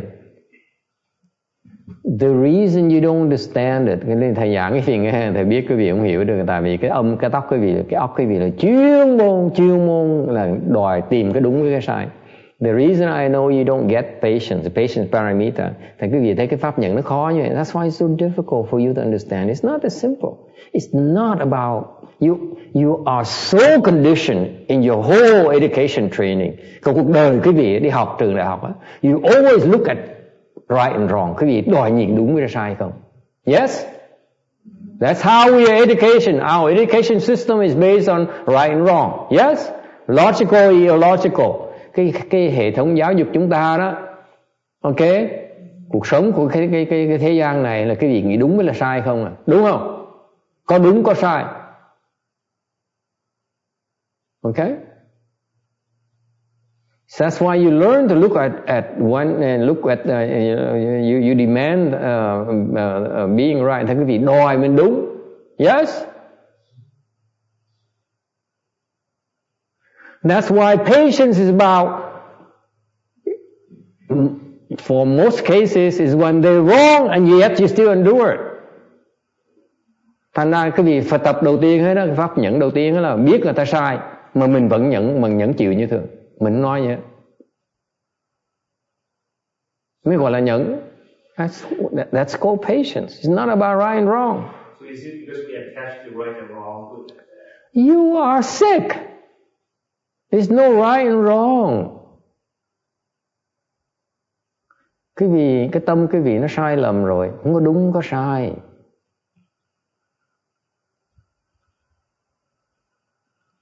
If you look at all the Nagarjuna teaching, ví dụ tất cả những lời dạy của Ngài Long Thọ Bồ Tát, tất cả những lời dạy của thánh nhân, if you look at all the teaching of the sages, okay, they don't say that you must be right. Có ai dạy cái vị là cái vị phải đúng đâu. They always teach about yield. Dạy những lời dạy cái này toàn là nhường người ta, nhường người ta, right? Nhẫn chịu, you yield, you endure it. Yes? It's never about you are right and he's wrong, and you never about change that person. Không ai nói là mình đúng, người ta sai, mình phải đổi người ta. That's what kills me when people try to change me. Thành người cứ nói mấy người cứ đòi đổi ông thầy này hồi, ông thầy này sao mà đổi được? Trễ quá rồi, I'm too old to change now. Isn't what you professionals say after you're 32 years old, after 30 years old, people don't change anymore? Yes? Hard. I mean, it's not. Very unlikely for people to change past 30 years old. I read somewhere. That's baloney. But people believe because people just don't change. Why would they change? That's a different topic. Let's not go into it. I don't have time. I have to explain the sutra here because text is going to get impatient. Yeah. Mô Phật thầy, con thầy nói cũng đúng chứ nhà vợ chồng con á cưới nhau cũng 37 năm, ông chết được 37 năm rồi đó, mà gây lộn có 2 lần. Mà mỗi khi gây lộn tôi thấy ông nổi nóng có tôi kiếm chỗ tôi ngồi tôi im ghe. Còn ông đâu có lấy, ông đâu có đánh mình được, ông đâu có chửi mình được, ông lấy đồ đặt cho đã. Cuối cùng tôi không dọn lát, buổi xuống ông dọn đã cái nào bẻ mình mua về sạch, mua về. Làm cho 2 lần cuối cùng không dám nữa. Sau này không có dám đặt nữa, không dám nói gì chứ. Thì giống như tại ông là người đàng hoàng. Bây giờ hỏi cô Tân Hương. Yeah. Ok, lỡ ông đập hoài cả 10 năm rồi, 20 năm rồi, 60 năm rồi thì sao? Cô tin sao? Thì cô thấy cô mới được 2 lần, người ta nhận là 60 năm luôn. Cuối cùng cái ông không có gì rồi. Mình cãi lộn với mẹ mình. Okay, let's say you argue with your mother. Okay? And both sides get upset. You hurt, she's hurt. Yes? Mình cãi lộn với mẹ mình thì đương nhiên là mình là đau khổ, mẹ mình cũng đau khổ. Right? When you argue with your parents, are you upset? Anyone not upset when you argue with your parents? Có người nào mà cãi lộn cha mẹ mà không có buồn không? And what do you think? If you are upset, then your parents are also upset. But nếu quý vị buồn là chắc chắn cha mẹ quý vị cũng buồn. Yes? Speak in Chinese. Translate. 所以，师父说，不是关于对或错，是关于你要能够忍当下的这个你就是不说不反不讲回去，然后也不生气，然後你在當下就能夠忍這樣子。It depends on the person, tùy cái người đối tượng của mình. Okay? Sometimes it's reasonable, như khi ông chồng mình đó, người đàng hoàng. Okay? They listen to reason, sometimes they're reasonable. Okay? You can deal with them in a reasonable way. Okay? Mình có thể đối phó một cách có lý với ổng được. Sometimes they're unreasonable, như khi ổng vô lý. You have to learn to deal with unreasonable people. Người ta vô lý, mình phải biết cách đối phó người vô lý, đúng không? There's no formula, không có cách nào mà nó hợp với tất cả mọi người. Just like why do we have soup? Why do you have steaks? Why do you have lobsters? Because people prefer different things at different times. Tại sao quý vị đồ ăn có người thích ăn món này món nọ? Tại vì mỗi người cái sở thích nó khác nhau, tùy cái thời. 所以是看人，因为有在这个人如果是讲理的话，就有跟讲理的人对付讲理人的办法，不讲理的话就有对付不讲理的人的办法。And I believe the part of the patience practice, đối với thầy cái nhận cái chỗ đó, okay, is that you don't run away from a problem. Quý vị đừng có bỏ chạy. If you run away from a problem, that's not called patience. Nếu vì vợ mình nó nổi hung lên mà mình bỏ chạy là, hoặc là mình đấu nó lại. If your wife gets upset at you and you run away from her, you're a coward. If your wife gets upset and you wait for her to calm down, you're a coward as well. In my book. Nếu vợ quý vị nổi giận, nổi hung lên mà quý vị bỏ chạy là quý vị hèn. Mà nếu vợ quý vị nổi hung lên mà quý vị mà đợi nó nguội xuống là quý vị cũng hèn luôn nữa. Stand there and face that person. Đứng đó mà đừng có bỏ đi đâu. Don't go anywhere. Yes. 所以师父说，就是说，我是觉得重点是你要能够面对那个，在当下你要面对那个状况，而不是离开。这样。Giống con mẹ con nó cũng cãi lộn lại không? Cãi lộn mà đấu tới thắng thì con với anh không có bạn. Xong anh em họ không cãi, nó nói cái gì ok cãi rồi kết thúc. Cha mẹ mình cãi đó thì cái gì cha mẹ mình thương con mà chắc không có ấy, mà mình cãi với anh em đó không bao giờ dính liền với nhau. Con cãi là con đòi đúng, đừng có đòi đúng. You see, people argue because they want to prove they're right. And when you want to prove you're right, you're so wrong already. Stop it. Cái gì mà cái tâm cái gì mà đòi chứng minh là mình đúng, người ta sai là cái gì lầm đi lạc đường rồi. There's no solution. There's no right way. This is the things you don't do. Cái pháp này là cái gì tránh làm những chuyện sai lầm, chứ không phải làm chuyện đúng. Không nên đấu, không nên bỏ chạy. Okay? It's about don't. It's not the do's. Đừng có đòi đúng. Don't ask to be right. Don't plan to change them. Quý vị đừng có đòi đổi người ta là mình đúng. You see the problem again? You try to change a person, you're right and they're wrong again. You see, you're so sick. All of you, including the professionals. I'm going to wait until you calm down because I know then I can talk some sense into you. Oh, that upsets me. Go ahead and translate. 所以师父说，重点不是关于对与错，所以你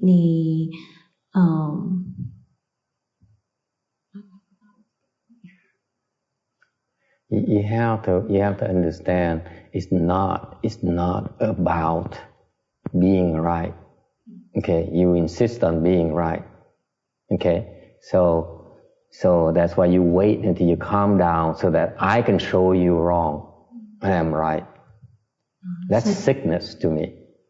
所以说，像我们都会觉得说，我们都是非常着重于是谁对谁错，所以包括甚至我们想说，等你冷静一点，我再跟你讲，我就等你冷静下来，你才可以听我说，才可以了解我，或者是说，等到先让着你，等到之後我再來改變你，這些都是還是在你在堅決於你自己是對的，對方是錯的。Cứ đòi đổi người ta, có nghĩa người ta sai, ổng sai rồi mình đúng, cái đó là mình sai lầm rồi, nhớ rồi đấy con. Cứ đòi mình đúng thôi, mấy 60-70 tuổi gần chết tới nơi rồi nghĩ mình đúng chứ thôi. You live your entire life, right? All these women and old women, and they believe they're right. And now they're 70, 80 years old, and almost near death, and they still think they're right. They still want to prove, they want to prove that they are so right. 80 tuổi đời vẫn hư như thường. Master, how can we break that right and wrong mentality as well as that mentality? How can we break that?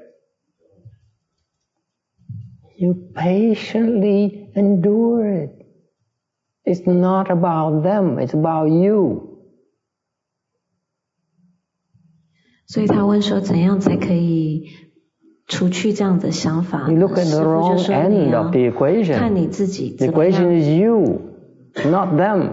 They get upset, it's their problem. They want to break things, it's their problem. They want to kill you, that's their problem. So the ego issue, the ego problem. Kill the ego is the only way. The basis of your approach is that they're wrong, you're right. And that's sickness. You're propagating the sickness. It's righteousness, sickness, which causes war, causes divorces.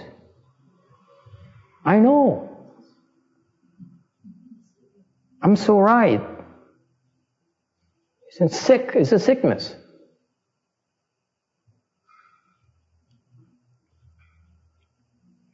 Cái vị cả cuộc đời sống là 60-70 tuổi gần chết tới nơi vẫn nghĩ là mình đúng như thường. Trời đất ơi, rồi dạy cái bên con biết không? Cái tuổi đàn ông nó như vậy đó, tuổi đàn bà nó như vậy đó. Nó sai hết rồi. Mẹ thì dạy con gái là con biết không? Thứ đàn ông hả? Thì luật sư đó kìa. Và mẹ dạy bà luật sư đó là con biết không? Đàn bà phải giữ nhà, đàn bà phải giữ con. Lúc lấy gì á phải giữ nhà, giữ đứa con. Trời đất ơi, toàn dạy toàn những cái chuyện đấu, toàn chuyện sai, toàn nghĩ là mình đúng không. What is virtuous about your being right and someone being wrong? There's no virtues in there. There's no virtues in being right. Cái gì đúng không có đạo đức gì ở trong đó hết á. Người ta sai mình vẫn nhẫn chịu như vậy với gọi là đạo đức. It's no virtue. It's not virtuous behavior unless they're wrong. You endure it.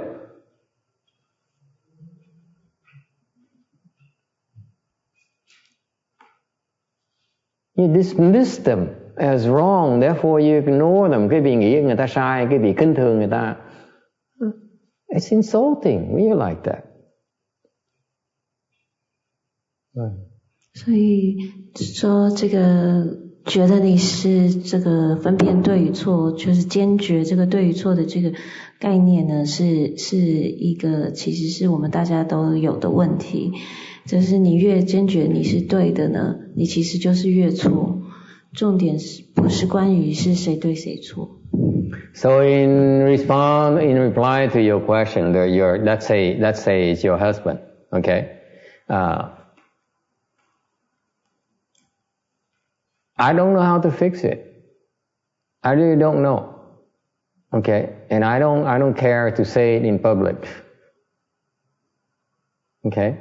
But you should not look at his being wrong or someone else being wrong. You should look at yourself being wrong when you try to change that person, when you try to run away from a problem, you're wrong. You look at that only. You learn to stand there and face the problem, okay? And you may not be able to fix it.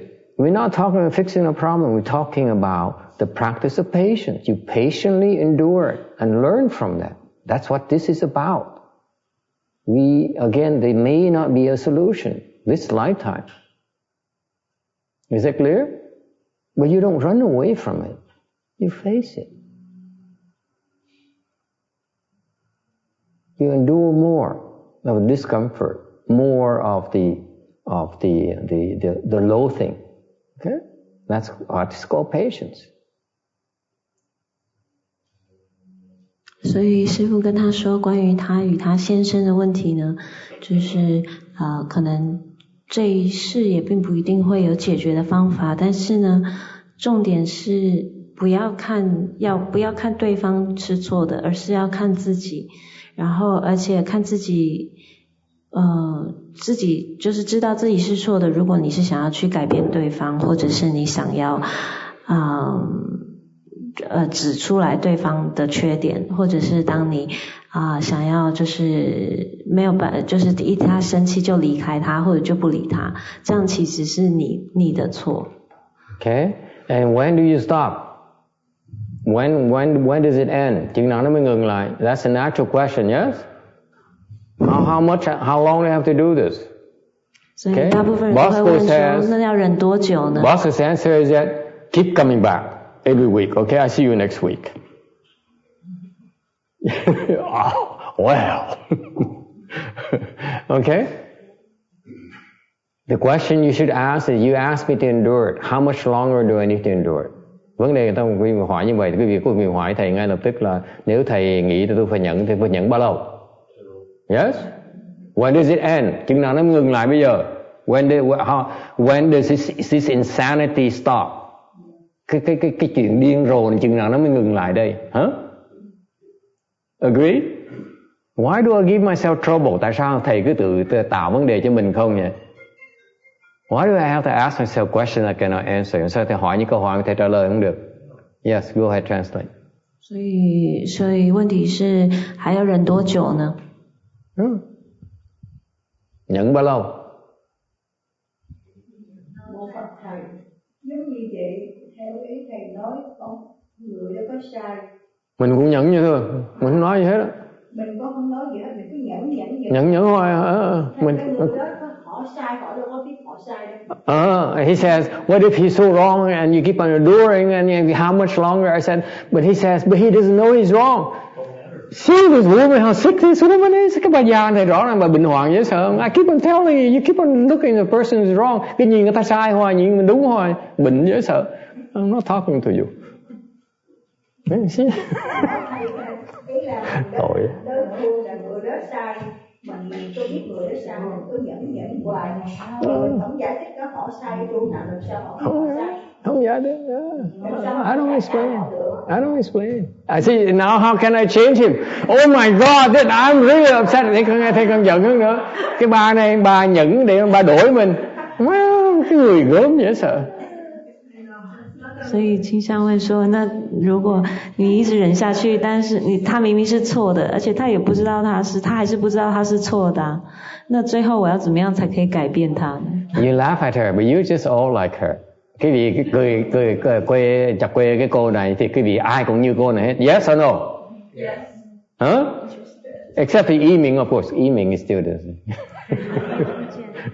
是我觉得说，我们读经的时候，圣公上人整天说，人家看到人家的错就是我们的错，为什么我们整天拿放在我们的心里，要变成我们的负担，又变成我们自己的错了嘛？整天烦恼这一点。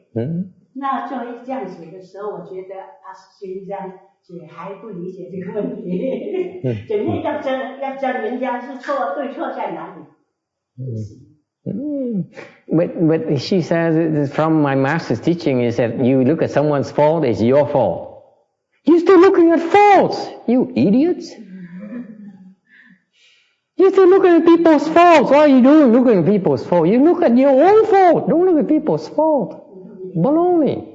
Cái lời dạy nó đúng, nghe chữ Tàu vậy nghe không? See, 人家 the Chinese teaching, 人家的做是我的做 ，OK？ 我应该忍辱，做忍辱，对不对？ That's a wrong teaching. That's Chinese. We Americans says we don't look at people's fault. Period. 所以师父说这个是那个教导其实是不对的，重点因为最后你还是在看是谁错。师父说我们教的是你们不要看任何错。Routine. You just quoted my teacher's teaching. Okay, the Chinese teaching it says the other's fault is my fault. Okay, I'm teaching that don't look at people's fault. Stop it. 教导是你不要看任何人的错。对。Cái cô này dạy là cái trích là cái lời của ngài Tiến Hóa dạy là cái lỗi người ta là lỗi của tôi. Người ta có lỗi là lỗi của tôi. Ok, mình phải nhẫn nhục. Thầy thì không dạy như vậy, tôi nói cái đó là của người Tàu, người Mỹ mình ở đây á, mình cao minh hơn nhiều, mình không nhìn lỗi người ta luôn nữa, kệ lỗi người ta mình thấy lỗi nhưng mình không thấy gì hết đó. You look at people's fault, ignore it, as if you don't even see it. It's that simple. You don't have to look at, oh that's wrong, but you know, if he's wrong, I'm also wrong. Baloney, it's too slow. Chậm quá đi. You agree? You become more depressed. That's all you do. You say, oh man, look at her, how wrong she is. But her wrong is my wrong too. Oh, now I'm so much more depressed than before. You see the problem? The Chinese don't get it yet. I'm depressed. I speak from experience. I don't let you make me more depressed. Are you kidding me? 所以师父是说。当你这个教导说你看别人的错也是我的错，就是我的教导是相反的，因为这样子太慢了。你说啊，你每天都在看说啊你看他是做错了这个，那这也是我的错，那你不是反而变得更难过？是要放下的。Right, drop immediately. Forget it. Get it? 没有了。Do you get it? Nghe có hiểu không? Let's say you sit there, okay? And then your neighbor plays mariachi music because they have a birthday party. Dạ, quý vị ngồi đó, okay? Rồi người láng giềng bên cạnh đó, you know, họ chơi nhạc tại họ có cái mừng sinh nhật. And it's so loud until 3 in the morning. Nó chơi ồn cho tới 3 giờ sáng luôn. And then what happened to you? Kim, that room has that problem. This woman sleeps so soundly. Cái cô này ngủ như là chết luôn. Cái vùng này láng giềng nó chơi nhạc như tới nó chơi tới 1 giờ sáng, 3 giờ sáng tỉnh bơ. This neighborhood, our neighbors, when they have a party, they party and they have loud music and they laugh and they drive around and they race in the street, whatever, until 1 o'clock, until 3 o'clock in the morning. What are you going to do? And they have the body full of ink. Quý vị lộn xộn á, nhìn nó một cái là mình thấy nó toàn là đồ châm, cái tay chân nó châm hết đủ thứ màu trên người nó, mình thấy là mình kiếp rồi. You take a look at them and say, oh. Thầy thấy họ thì nhìn xuống dưới đất. When I look, when I walk, when I stroll out there, I couldn't cross any of them. I look down.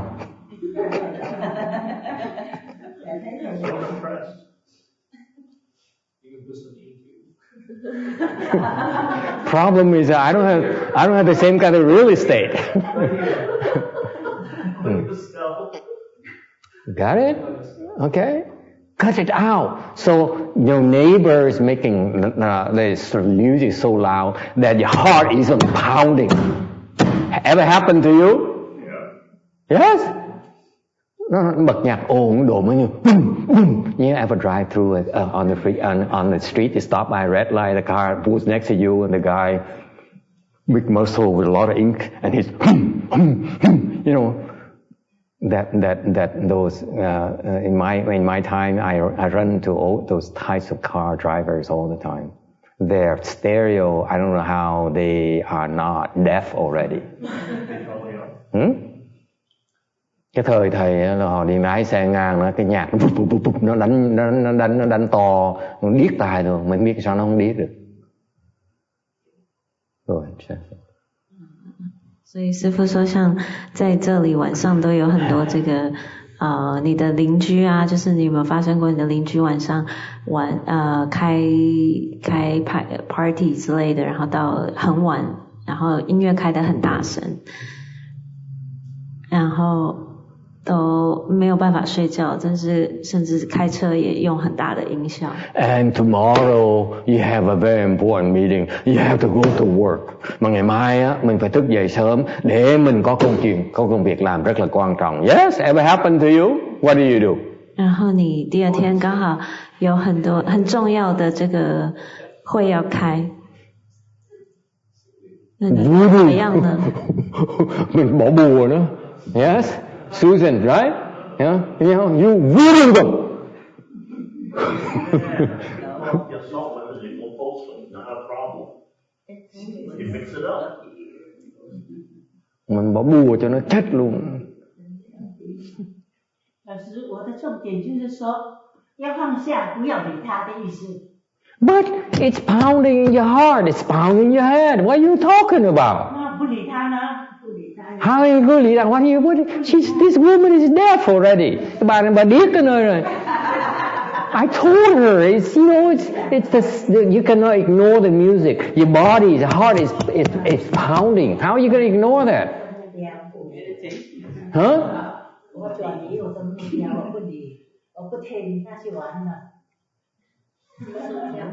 What do you do? Làm cái gì? Do you stand up and go for a drive, or you know, and go and the neighbor say, "Cut it out!" or bring a shotgun over? Yeah. Join the party. Yeah. And or call ISIS recruitment office. ISIS. They're Syrian. Hả? Cái gì làm cái gì? Cái gì đi qua mà nói là cái gì bớt ồn giùm tôi đi. Tại ngày mai tôi phải cần ngủ, hoặc là cầm cái súng qua bắn nó một phát cho nó đã.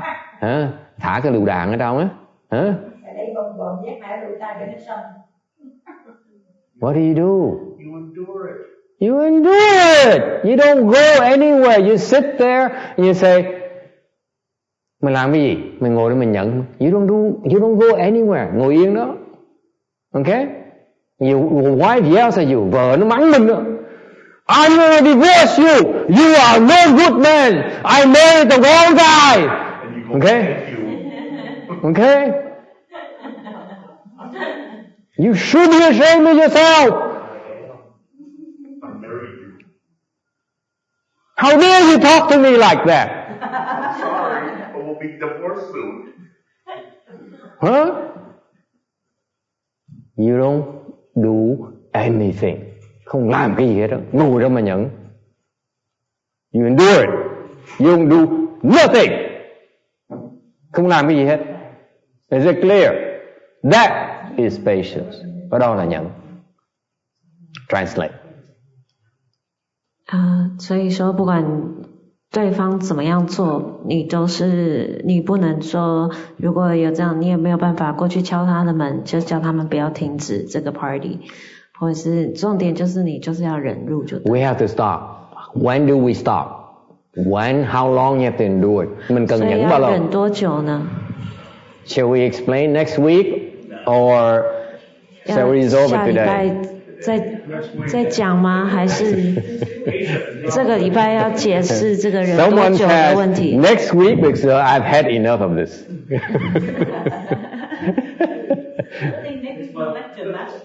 Remember? Master, no lecture next week.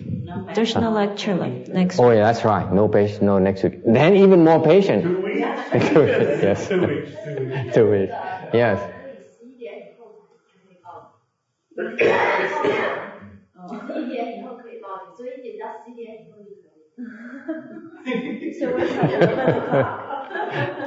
So for the The answer. Until after 11 o'clock, then you can call the police. Call the police, yeah, I know. The answer is that you endure it until they hurt themselves, then you have to stop.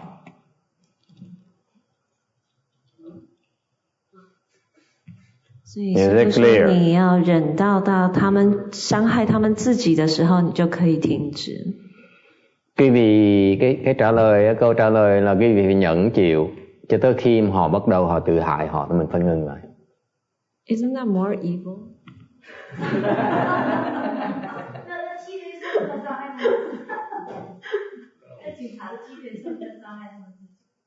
Translate, see? Translate. 师父说要忍到他们伤害他自己。You stop it when they begin to hurt themselves. You stop. 当他開始傷害他自己的時候，就停。Cut it out. Then you walk away. Do whatever it takes to stop them hurting themselves. Khi mà họ bắt đầu tự hại họ rồi, mình phải ngừng lại. Mình phải kiếm tất cả mọi cách để mà giúp họ không tự hại được. Is it clear? That's the only time you stop. Otherwise, suck it up. No. How do you know if you're not interfering or meddling with their karma? They're supposed to get hurt. It doesn't matter. All you're doing is that you control your end of it. If you see, you believe they're getting hurting themselves, I'm not saying you're right either. You see, your mind says always right and wrong. When you believe that they're beginning to hurt themselves, you stop. That's it. That's all you know. And you may be wrong. Maybe they're just faking it, or maybe it's too late now. It doesn't matter. When you realize they're hurting themselves, you stop. Cut it out. Is it clear? That's all. That's the rules of engagement. Translate. 一样的，只是在讲一样的事情。So you just wait. 你要等到他们在伤害他自己的时候，你才可以停止。It doesn't mean that you know what you're doing. I'm just as soon as you realize, you stop. Okay, maybe it's too late. Maybe they're faking it. Maybe it's premature. It doesn't matter. But you yourself, you say, I will not do this to hurt others. That's the rule. 但是并不代表說你知道你是對的，重點是你自己不要做任何傷害別人的事情。Mình ngừng lại khi nào mình cảm thấy người ta bắt đầu tự hại người ta, mình phải ngừng lại. Tìm tất cả mọi cách, đủ mọi cách mà ngừng lại, không được tiếp tục. Chừng đó thôi. Không phải chừng đúng mà chừng sai, mà khi người ta bắt đầu tự hại rồi, mình phải ngừng lại. And sometimes you have to walk away, ngừng lại. How does it mean stopping? Sometimes you walk away, nhiều khi mình bỏ đi. 所以停止，比如說你必須要離開。Okay, sometimes you hit them, nhiều khi tát nó một cái. 你必須要，或者是打他們。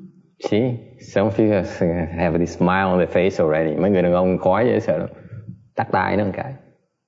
Okay. Okay. Sometimes they call the police. Những khi gọi cảnh sát. 有時候你就是必須要幫。Whatever it takes to stop them. Bất cứ cái gì mà cần thiết để làm để cản họ lại. So far so good. We're talking safety now, my friend. Okay.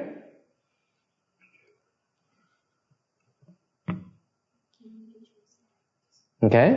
Sometimes, nhiều khi. Sometimes what? Come on, use your imagination. Susan, 有时候怎么办？做什么？làm cái gì? Use your imagination. Come on. I will get on my knees and beg. Thầy quỳ xuống thầy lại. Whatever it takes to stop them. You hear me? Is that clear? Whatever it takes to stop them. Làm bất cứ gì, quỳ xuống lại nó. Xin lỗi, whatever. It doesn't matter.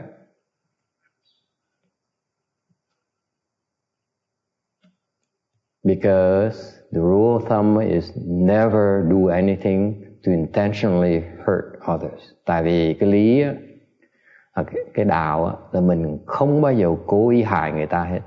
Never. It's not about being right. It's not harming others. 所以师父说，不管你做什么事情，不用任何的方法，就是要能够使他们停止。因为重点是不是你不要做任何伤害他们的事情，有意伤害的事情。Any questions? Does it help?